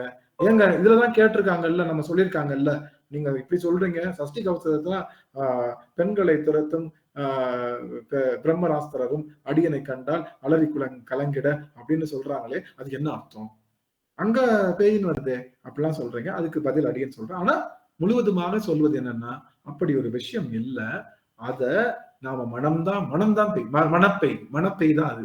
மற்றபடி மற்ற எந்த விஷயமும் உங்களை எதுவும் துரத்துறது வைக்கிறது எல்லாமே உங்களுடைய மனத்துல நீங்க செய்கின்ற கற்பனையை தவிர வேறொன்றும் இல்லை அப்படின்னு சொல்லி அடியன் நிறைவு சார். அதனால அங்கெல்லாம் பண்றது அதுக்கு முதல்ல அவங்க தான் பேசுறாங்க. ஐயா நான் இப்படி வந்தேன், அங்க வந்தேன், இங்க வந்ததுனால பேசுறாங்க. அப்புறம் இங்கிலீஷ் தெரியாதவங்க இங்கிலீஷ் பேசுறாங்க.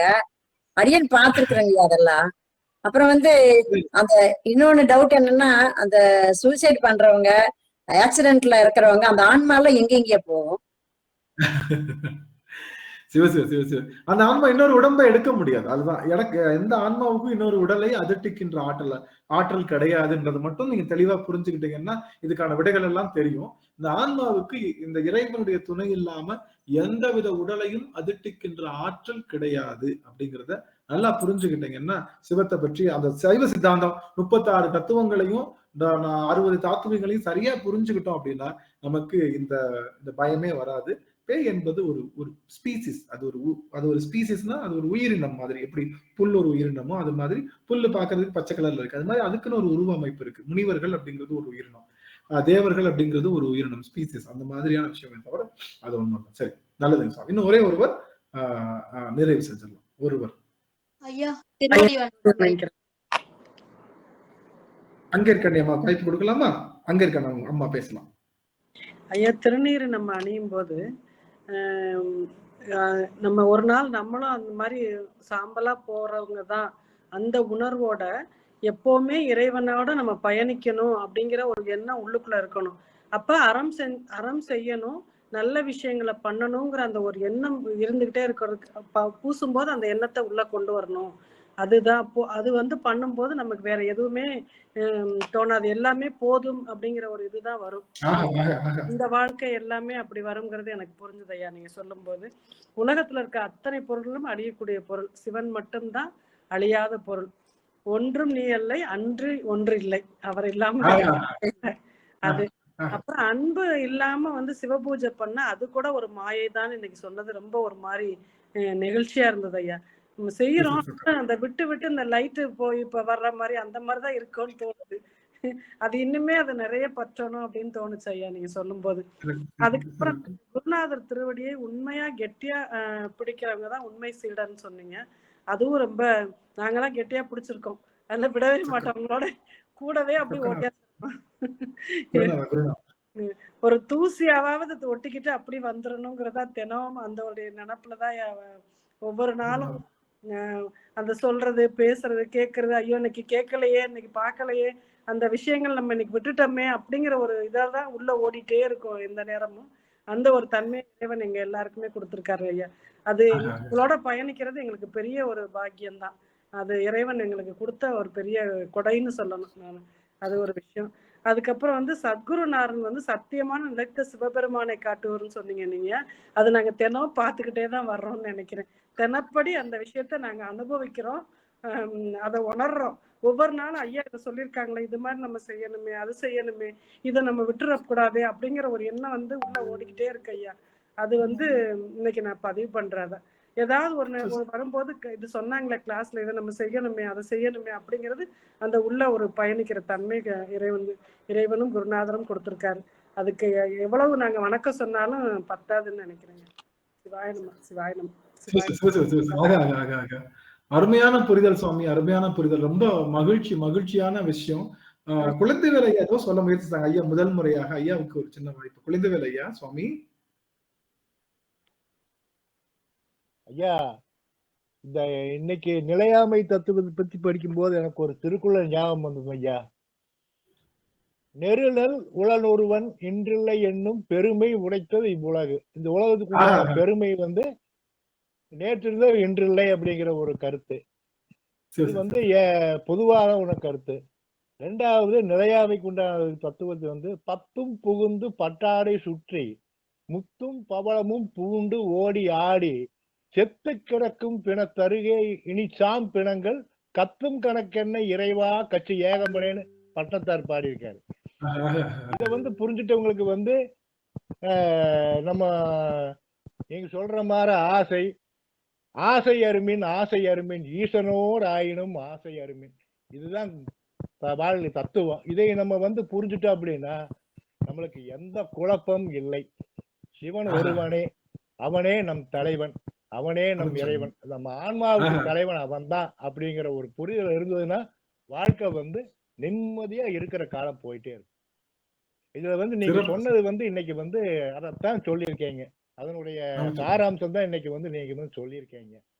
இனி அடுத்த வாரம் 11 பேர் என்ன பண்ணாங்க ஏது பண்ணாங்க அப்படிங்கிறது வந்து ஓரளவுக்கு எனக்கு புரியுது. அது திருவாசகத்திலே வந்திருக்கு. நீங்க உங்களுடைய பாணியில் நீங்க சொல்லும் போது அது எனக்கு இன்னும் கொஞ்சம் விளக்கம் பெறும். அதுக்காக காத்துக்கிறேன். நன்றி, நன்றிங்க. நன்றிங்க சுவாமி. குழந்தைவேல் ஐயா திருவடி அடியன் மனம் ஒளிமைகளால் வழிபாடு ரொம்ப மகிழ்ச்சியா இருக்கு. காலம் கருதி சாருமதி அம்மா அடியன் வந்து ஓரிரு வார்த்தைகள் சுவாமி. அம்மா சுவாமி ஓரிரு வார்த்தைகள். ஐயா திருவடி வணக்கம் ஐயா. நான் தான் சிவன் என்பவரிடம் வந்து சிவம் வந்து இருக்காதுன்னு சொன்னீங்க ஐயா. அப்புறம் வந்து சிவம் என்பதை வந்து சடங்கு சம்பிரதாயம்னு சொல்லி நம்ம எதுவுமே கட்டுப்படுத்த முடியாது. ஆனா அந்த சிவத்தை வந்து நம்ம நினைச்சா அனுபவிக்கலாம் அப்படின்னு சொன்னீங்க ஐயா. அப்புறம் குருநாதர் என்பவர் வந்து சிவபெருமான் இருக்கிற வழியை நமக்கு காட்டுறாரு. சிறந்த சீடன் வந்து அந்த குருவோட காலடியை பிடிச்சிட்டு நீங்க தான் சிவம் எனக்கு வேண்டாம் குருதான் வேணும்னு சொல்றாரு. ஆனா சிறந்த குரு என்ன செய்யறாருன்னா, நான் இல்லப்பா அந்த சிவன் தான்ப்பா உனக்கு கடைசி வரைக்கும் அப்படின்னு சொல்லி அந்த சிவபெருமான் கிட்ட அழைச்சிட்டு போறாரு. அதுதான் உணர்ந்தாங்க ஐயா. ஐயா நான் ஒரு நாளைக்கு எல்லா வேலையும் செஞ்சுட்டு இருக்கேன், என்னால எல்லா டைமும் நமச்சிவாய மந்திரம் சொல்ல முடியறது இல்ல. ஆனா நீங்க எப்ப சொன்னீங்களோ அப்ப இருந்து அந்த தீபம் ஏத்தும் போது மட்டும் நான் 7 தீபம் ஏத்துவேன் வீட்டுல.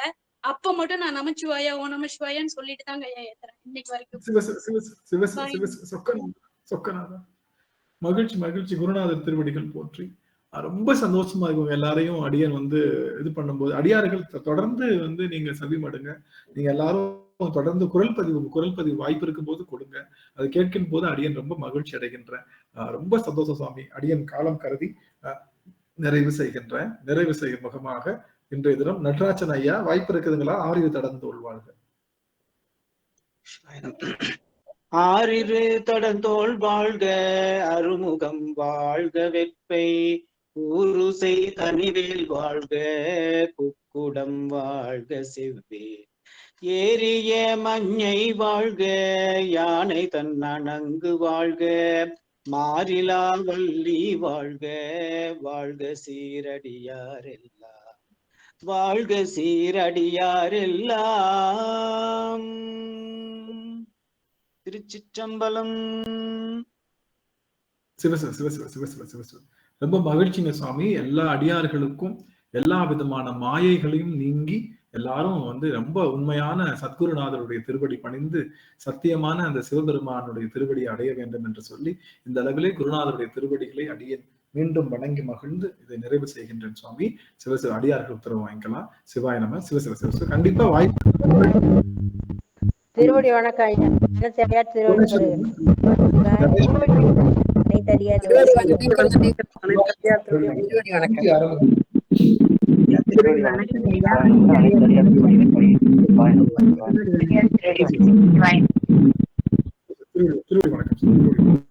ஐயா சிவாய நமங்கய்யா. திருவடி வணங்கிக்கிறேங்க. திருவடி வணங்குகின்றேன் சுவாமி. சாந்தி அம்மா திருவடி வணங்க. திருவடி வணக்கம் ஐயா. திருவடி வணங்குகின்றேன். ராஜேஸ்வரி அம்மா திருவடி வணங்குகின்றேன். திருவடி வணக்கம் அம்மா திருவடி வணங்குகின்றேன் சுவாமி. திருவடி வணக்கம் ஐயா. உஷாமா திருவடி வணங்குகின்றேன் சுவாமி. அங்கர் கன்னியம்மா திருவடி வணங்குகின்றேன். ஜெகதீஸ்வரி அம்மா சுவாமி திருவடி வணங்குகின்றேன் சுவாமி. மனோச்சந்திர ஐயா சுவாமி திருவடி வணங்குகின்றேன். ரஞ்சிதா மணி அம்மா சுவாமி திருவடி வணங்குகின்றேன் சுவாமி. திருச்சிற்றம்பலம் ஐயா திருவடி வணங்குகின்றேன். பொன்முடி இளங்கோவன் ஐயா, இந்திராணி அம்மா, விமலா தேவி அம்மா, லோகன் ஐயா, ரேவதி அம்மா, அத்தனை பேருடைய திருவடியும் அடியேன் வணங்கி மகிழ்கின்றேன் சுவாமி. ஐயா திருவடி வணங்குறேங்கய்யா. திருவடி வணங்குகின்றேன் சுவாமி. சிவாய நம.